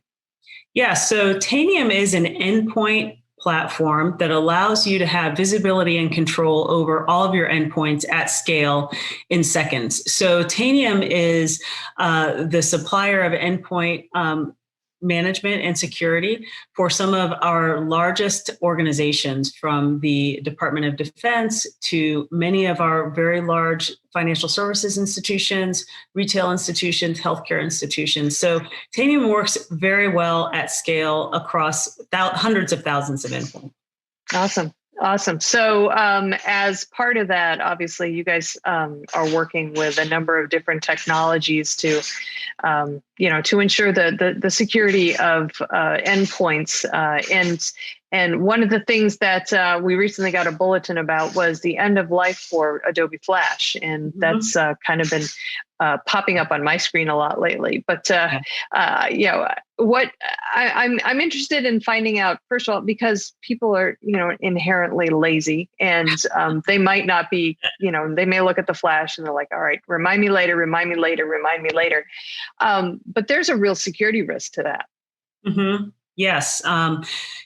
So As you know, Adobe has announced the end of life for Flash, and Flash has a really long and storied history, which I won't go into. But yes, there's a huge security risk around Flash, especially as it goes end of support from Adobe. You might remember. Probably about 10 years ago, Steve Jobs had refused to actually support Flash on the iPad and the other iDevices because of the security risks. And now we see about 10 years later that even Adobe has decided to kind of retire that technology. So do you think that, that Flash is inherently insecure because of just the fact that technology has moved forward and maybe Flash just isn't the right tool for the job anymore? And, it just really hasn't kind of kept up with technology, or are there other reasons why Flash is kind of considered a security risk, that it's just not up to par with what we need today for business applications? Yeah, I think just like anything, technology evolves, and, HTML5 is now, the standard for some of the things that Flash used to do. So I think it's more of just the world has kind of moved on to more open standards and other ways of doing things. I think Flash was great for the time that it was developed and the time that it was being used. And now we've moved toward other things. So I think it's just the evolution of the way that things work. Okay. All right. Well, that makes sense, and yeah. Certainly, when you mentioned Steve Jobs, it's like the light bulb was like, yeah, he was a little ahead of his time on that one. Yeah, for sure. As he often was. Yeah. I remember when he made that announcement, I was like, no, then half of the websites won't work. But now, we're all kind of looking back and saying, yeah, he had a point. It's good. It's good, and the market has moved beyond that for sure. So, almost to the point where I wonder if organizations actually realize that that they're still perhaps using Flash in some way, shape, or form. And, we get to the end of the year, and even Adobe is saying, get rid of it, take it off your computers, But do you think that organizations are actually going to do that? I mean, are they going to be proactively removing Flash from their sites and or from the machines and what do we do?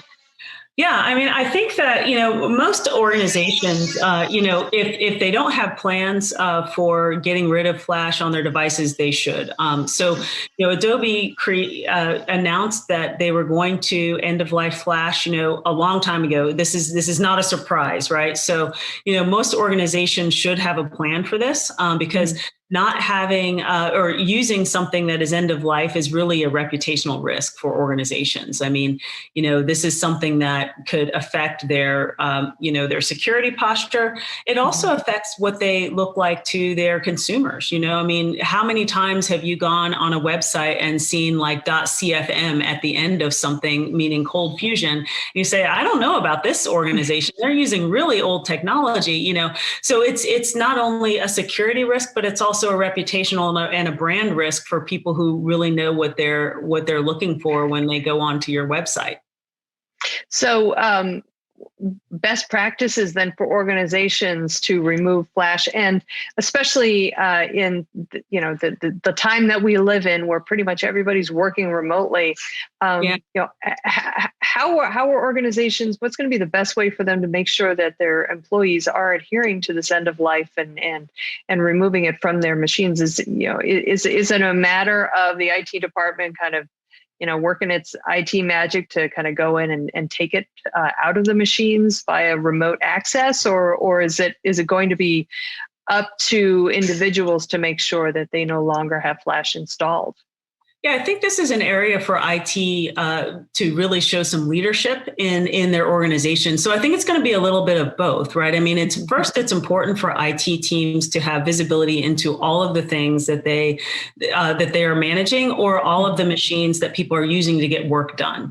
So they need to have good management practices. So they, if they are assets that are corporate owned, they can go ahead and scan for the affected applications and make sure that those are removed. There's also an educational element to this because, as we know, especially now with people working all over the place from all sorts of devices, there's some education that needs to happen as well with employees. So it's an opportunity for IT to really engage with users and engage with employees around not only that this is going end of life, but what could happen if you don't do it. And also to show some leadership around what works better for people. So it's that education. It's also, going in and managing where it can be managed. So it's a little bit of both. Okay. All right. I think that education element is going to be super important because I don't think a lot of people quite understand what Flash does. And so telling them, this is what it does, this is how it can be harmful, and this is the technology that has been put in place to replace Flash. And by the way, it's so much better.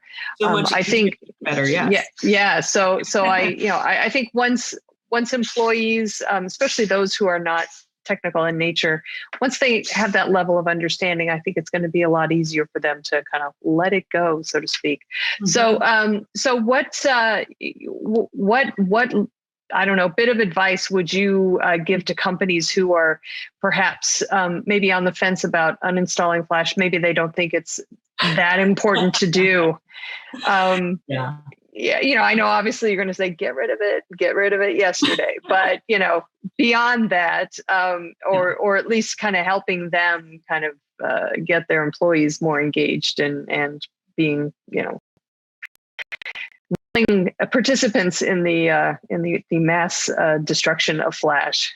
Yeah, I mean, yes, it's easy to say, yeah, you should get rid of it. But in reality, I mean, especially in some of the larger, more complex organizations, it's not so easy. So I do understand that sometimes organizations have a need for Flash, a true business need. So in those cases, you want to make sure that you that you are aware of where Flash is running and how it should be running. And if it runs in any way that it should not be running, then you make sure that you shut that down. The other thing is that you have a plan, right? I mean, so maybe you need it today, but is there a plan for re-architecting whatever the application is that you need in another way, to run in a Flash-free way? The other option is the other thing to do is to make sure that you do have some way of mitigating any problems that might happen. So that could look like an extended support agreement with Adobe, or it could look like some sort of, additional cybersecurity or endpoint security technology that you might use for those things. But you just want to make sure that that those systems running Flash are as separated from the rest of the environment as possible. So just in case something happens, it mitigates the damage. All right. Well, that's great advice, and hopefully one that a lot of organizations, most organizations, if not all organizations, will adhere to. Chanel, thank you so much for your time and your expertise.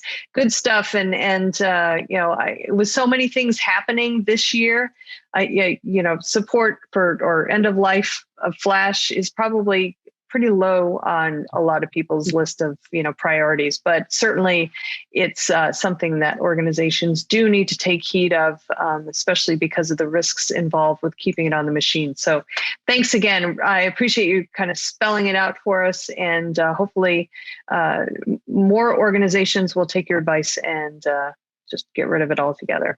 Well, thank you very much. Yeah. All right, everybody, please stick around. We've got lots more TechStrong TV coming up, so stay tuned.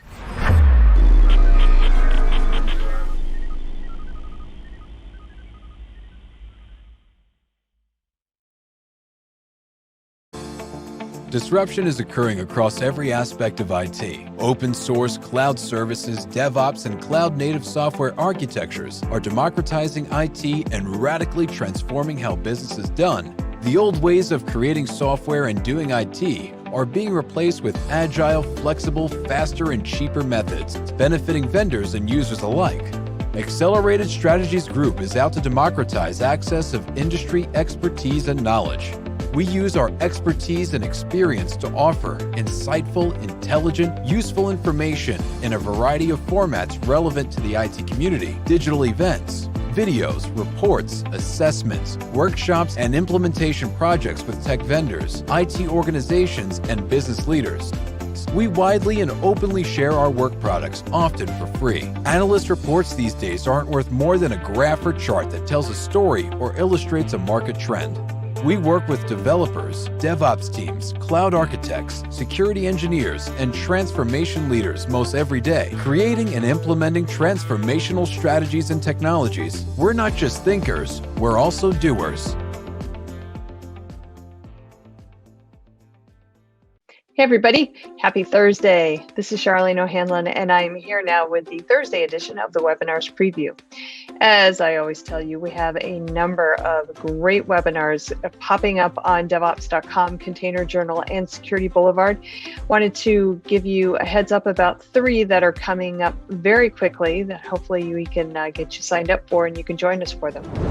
The first one is a panel discussion that I'm actually moderating Monday, January 25th at 1 p.m. Eastern. I almost said December there, on Security Boulevard. The topic of this panel discussion is security issues and challenges with remote work, and it will feature an all-star lineup, including Pete Gurr with Dell Technologies, Jeffrey Martin with WhiteSource, Travis Gary of Teleport, and Justin Crawford with Echo, as well as Kaushik Guruswamy from Menlo Security.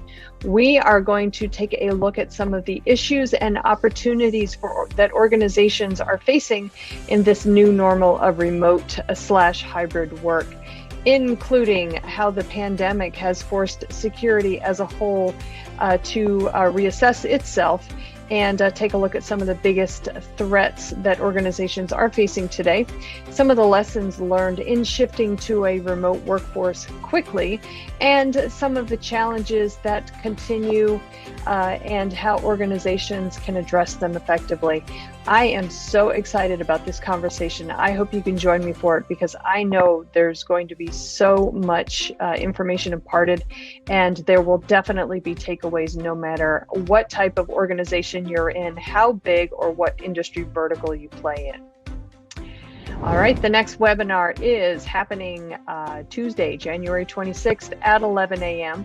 The name of the webinar is Comparing Microsoft SQL Server 2019 Performance Across Various Kubernetes Platforms. It is sponsored by Diamante.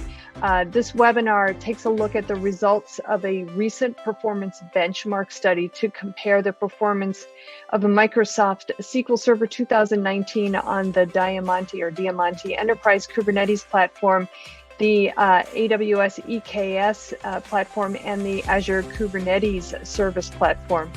Interesting stuff. It also takes a look at some topics, including platform considerations and requirements for running Microsoft SQL Server 2019, some performance comparison and analyses of running SQL Server on various platforms, and some best practices for running containerized SQL Server databases in Kubernetes environments. That one is going to be interesting. Okay, the last webinar I want to let you know about today is also happening Tuesday, January 26th at 1 p.m. Eastern on Security Boulevard. It is preventing code tampering and verifying integrity across your software development lifecycle, and it is sponsored by SciCode. This webinar will discuss preventing code tampering across key phases of the software development lifecycle, including development, build, and production. And the attendees will learn some of the actionable steps that they can take to harden their DevOps pipelines now and increase the integrity of their software development lifecycle to minimize the risk of their code being tampered with. Definitely a good DevSecOps topic and one totally worth attending. All right, that's all that I have for this lineup of webinars that we've got coming up soon. But check back on Monday when I'll have a brand spanking new lineup for you. Until then, have a great day and stay safe.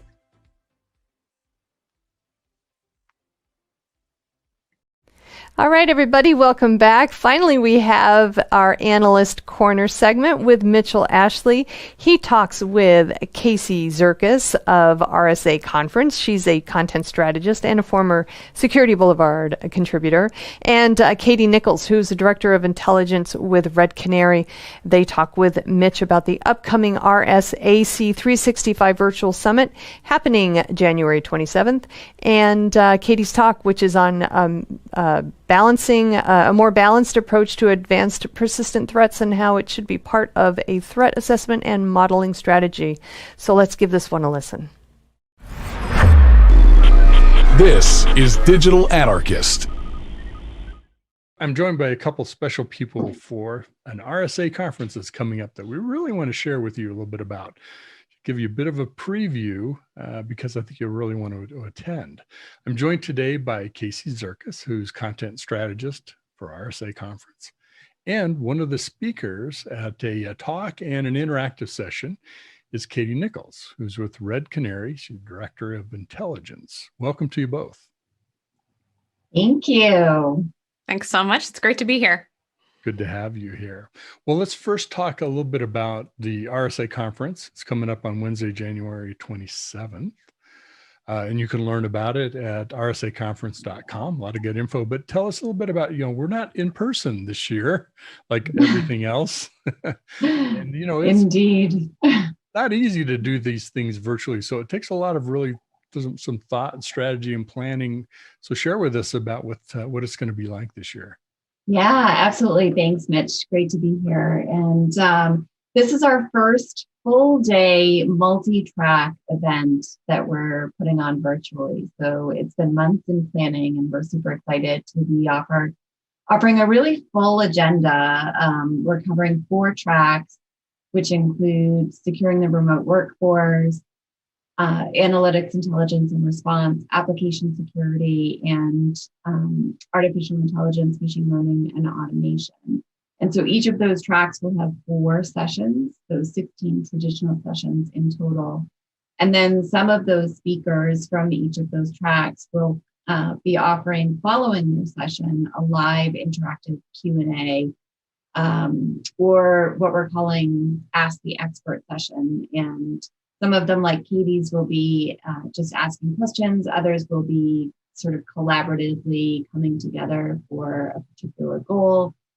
And then in addition to that traditional agenda, we have our sponsor showcase, and we'll have briefing sessions, and we'll have networking and interactive sessions over in the RSA Conference ICS sandbox, where there's lightning talks and office hours and capture the flag and all sorts of really cool opportunities going on. So a lot to cover in just one day, but we're super excited about it. There is, and especially, I know we all go to RSA Conference for everything from I'm really interested in these topics, or I want to kind of upgrade my skills, get current with certain things, but also the interaction and the networking. Mm-hmm. So it's great to hear you're doing some lightning talks and schedule time, some networking kind of events. Tell us a little bit about how that part of it works and how folks can participate.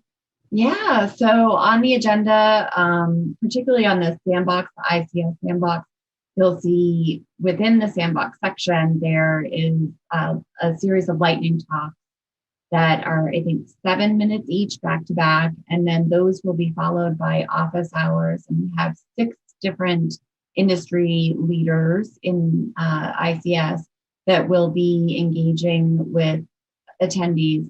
It's capped at 15 participants, but it'll basically just be a 1 to 15 conversation, almost like a birds of a feather. If you attended a traditional physical conference, it's akin to a birds of a feather, being able to just sit around a table and have a conversation. And that's been the hardest nut to crack for us, is how to recreate those sort of hallway interactive experiences that people value so much about conference.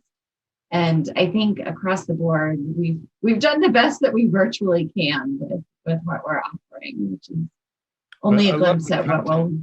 Sorry. No, that's okay. That's okay. I love the content topics that you've seems to me you've nailed it in terms of hot topics around analytics and securing workforce. Of course, we're all, something that we've all learned how to do much better in the last 9 to 12 months.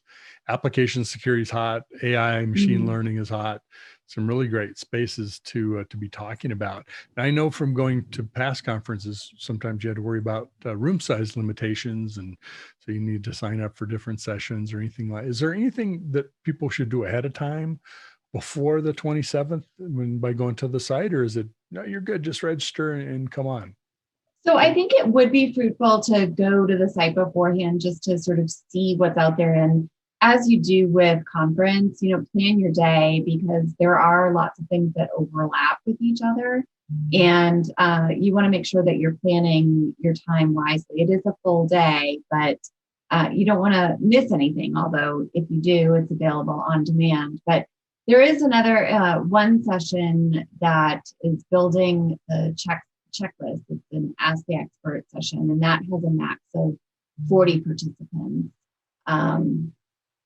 That's with, it escapes me, with Joe Kumerl from Salesforce. It's a cooperative learning building AppSec checklist. So that's, you want to definitely reserve a seat for that.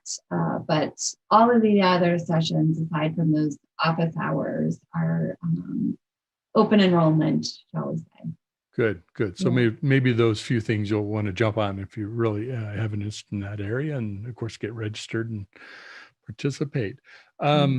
Anything else we should know about the conference? I mean, I'm sure the expectations are high. RSA conference events are always fantastic and great stuff in them. Anything else happening you want to share with our listeners, our watchers?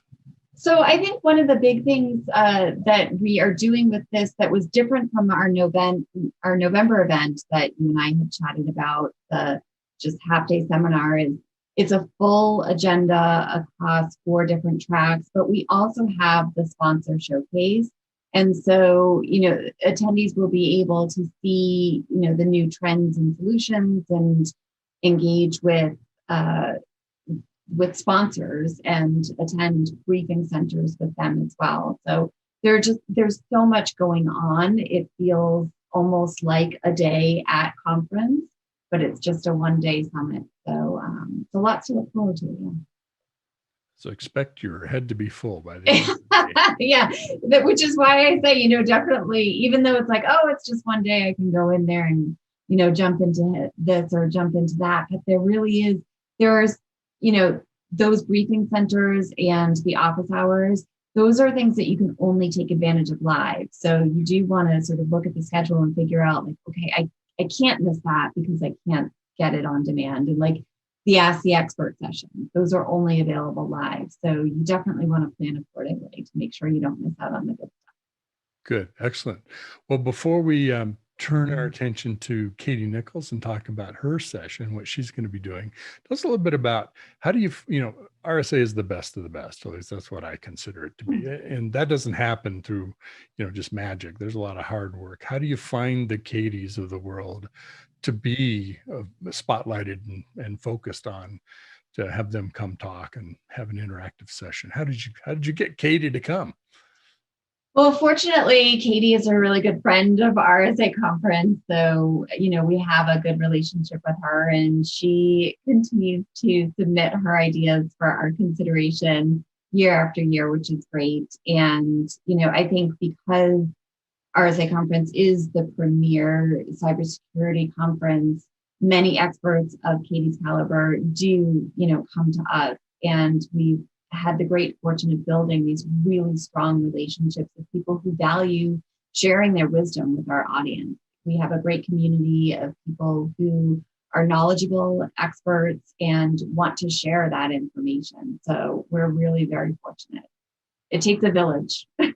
It does. Yeah. And I think you hit on something really, I think, fundamental about RSA is there's a long-term relationship that we all build with each other and also with the conference. I've been going to RSA conference in probably 2002 or so, somewhere around there. of course, things have evolved and changed over time, but it's great to have that sort of center of the universe where we all can congregate and continue to build our relationship and our knowledge and just further the community of cybersecurity and what we're all doing in it. So thank you for your part in that. Of course, I'm thrilled to be a part of it. Great. Well, thanks for joining us. Let's turn our attention then to Katie Nichols. Tell us a little bit about yourself and your background and kind of what you do at Red Canary as Director of Intelligence. Absolutely. Thanks so much for having me, Mitch. Pleasure to be here. I'm currently, as you said, the Director of Intelligence at a company called Red Canary. If you're not familiar, we do managed detection response. We have some fun open source projects like Atomic Red Team. And I have the joy of getting to look at a whole bunch of different threats every day and trying to figure out how to protect our customers and the community against those threats, figuring out what are they doing and make the bad guys have a bad day is how I describe my job. Yeah, I stole that from my teammate, Tony, to be honest. But well, let's give Tony the credit, but that's a great saying. How do we make the bad guys have a bad day instead of us? Good exactly. idea. Well, tell us about your topic that you're going to be talking about. Yeah, so my topic ties very closely to my background. I've been in cyber threat intelligence for over a decade. I started with government contractors, part of the MITRE attack team previously. And something that I've noticed over the many years that I've been in this industry is that this industry focuses a lot on APTs, on advanced persistent threats, which most people think of as state-sponsored actors, Russia, China, Iran, North Korea, etc. And what I found, especially in my current role at Red Canary, is that APTs are not always the biggest threat to most organizations. And so my talk kind of talks about how our focus as a community on just APTs has really ruined everyone's understanding of what value you get from cyber threat intelligence, which is not just about APTs. What do you think it gets such attention? Is it sort of the shiny object for the boardroom, or just sounds, like the next James Bond movie coming out? We're talking about Russia or whoever. Why does it get so much attention? It's a great question. And I talk about a few key factors that I've seen throughout my talk. And one of them is, as you said, the allure of espionage. This idea that the spy versus spy, it's kind of intriguing. And I'm not going to lie, as an analyst, if I have the option to dive into some new Russian malware or another, commodity malware sample, you're kind of like, ooh, this spy stuff is kind of neat. So there's some of that allure. Some of it's honestly the fear, uncertainty, and doubt, the FUD that these adversaries create. And honestly, myself as an analyst, this community, we have to be aware of how we talk about these state-sponsored threats. And to some extent, we all have to take a careful look at, do we spread fear, uncertainty, and doubt with any kind of actionable solution?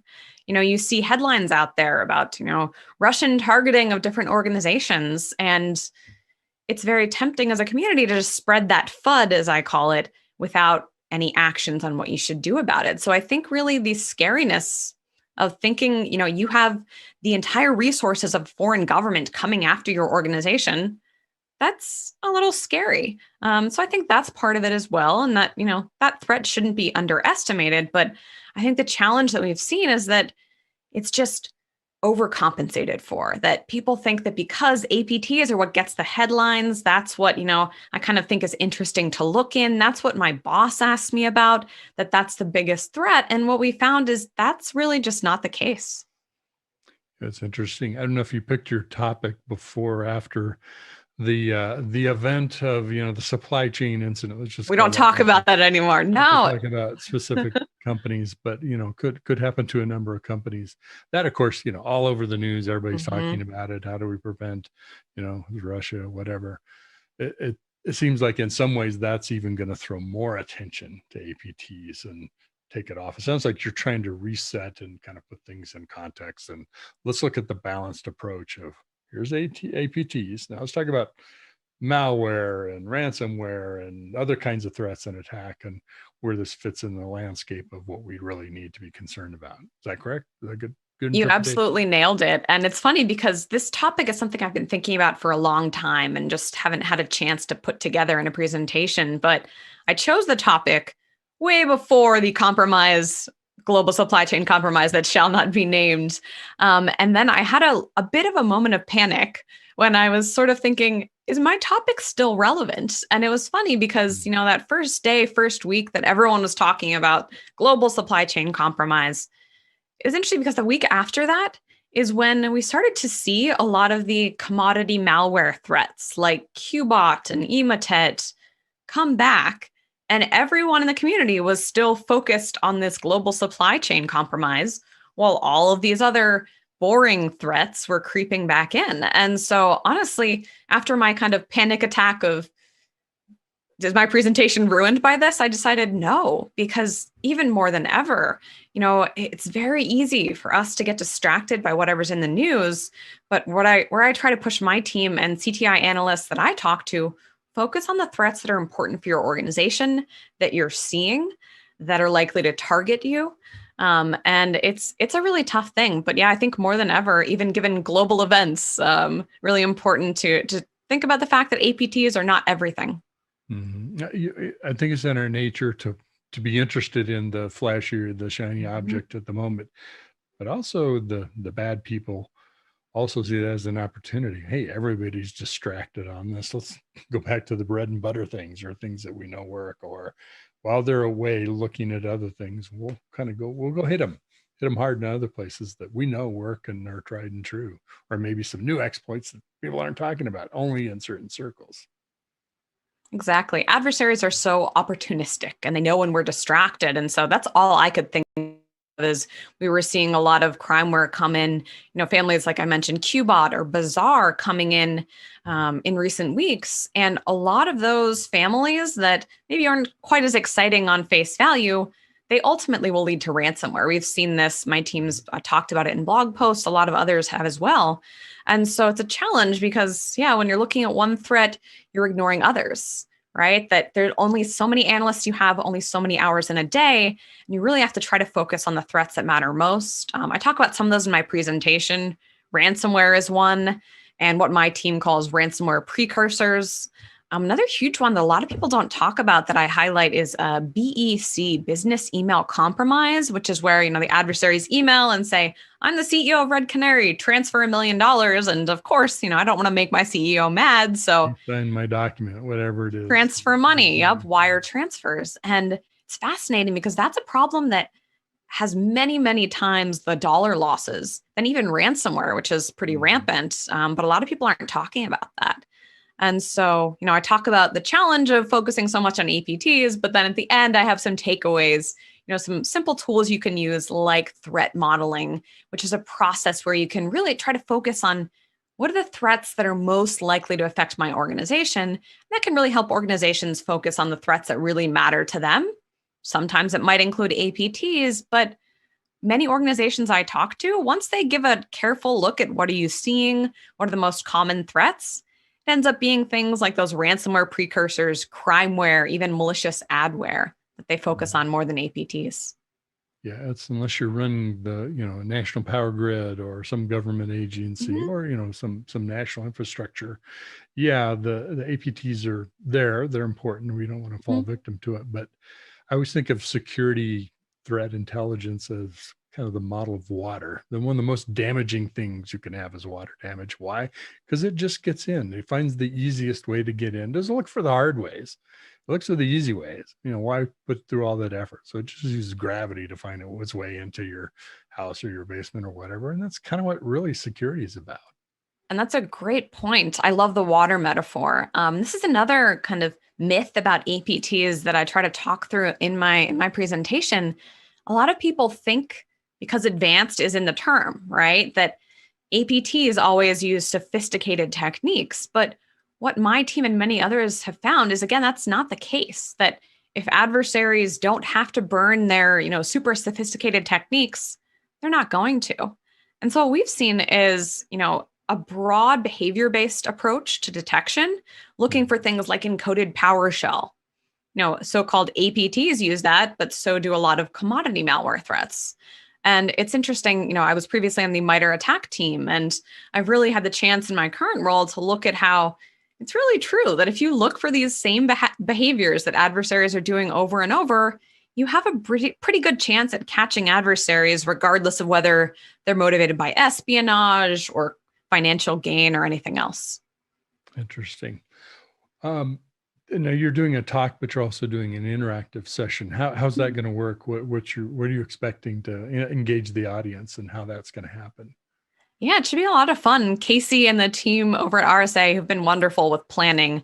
Folks like that don't get enough attention. They work so hard, but they said, hey, what do you want to do for an interactive session? Let's try something different and something new. And I said, let's just open it up. Let's just let people ask questions, and let's just see where the conversation takes us. So if anyone's listening, please come, and no one wants to be the first one to ask those questions. So my assumption is for the first 5 or 10 minutes, everyone's going to be shy. And then of course, when there's 2 minutes left, everyone asks the questions and I get all these topics. But I'm really excited to dive into, anyone who had a chance to watch the presentation. What were their reactions? What do they disagree with? Because that helps me kind of solidify my thinking and consider different perspectives. And then I'm excited to really just dive into anything else, on cyber threat intelligence or detection or ransomware, kind of see what's on the audience's mind. So it should be a lot of fun. I'm just going to watch as questions come in and answer them and see how it goes. Good. Who are the best folks that should be coming to this? Is this tailored to a specific part of our industry, different roles people play, or more general audience? What are your thoughts on who gets the most out of coming?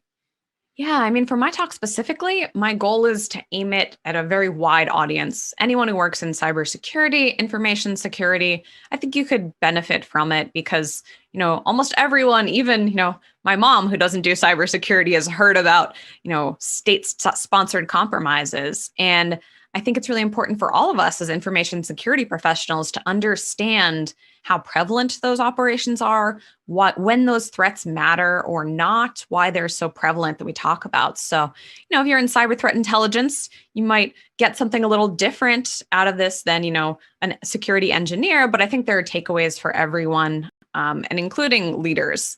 This is one in particular that if you're a CISO, in a position like that where you task other people, I'd be very curious. I'm going to try to solicit their input because I think a lot of the focus on threats starts from the top. So happy to have anyone attend and join me for the interactive session as well.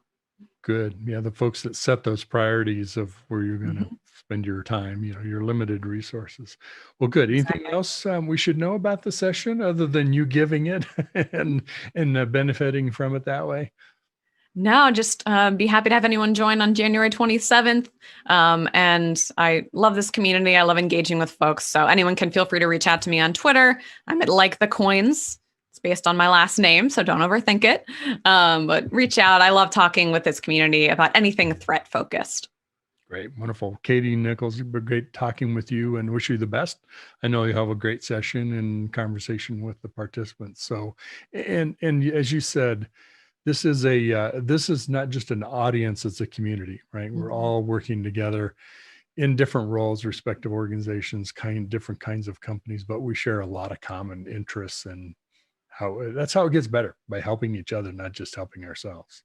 Absolutely. I believe in sharing is caring, right? So thanks so much. Pleasure to be with you today. You bet. Thanks for joining us.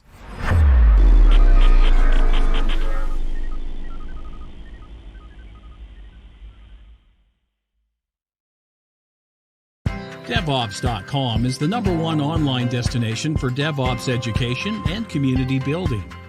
DevOps.com covers all aspects of DevOps, including DevOps best practices and tools, DevOps culture, DevSecOps, business impact, continuous testing, continuous delivery, and more. DevOps.com has the largest collection of original DevOps content, featuring breaking news, blog posts, podcasts, and more. Visit www.devops.com to learn more. DevOps.com, where the world meets DevOps.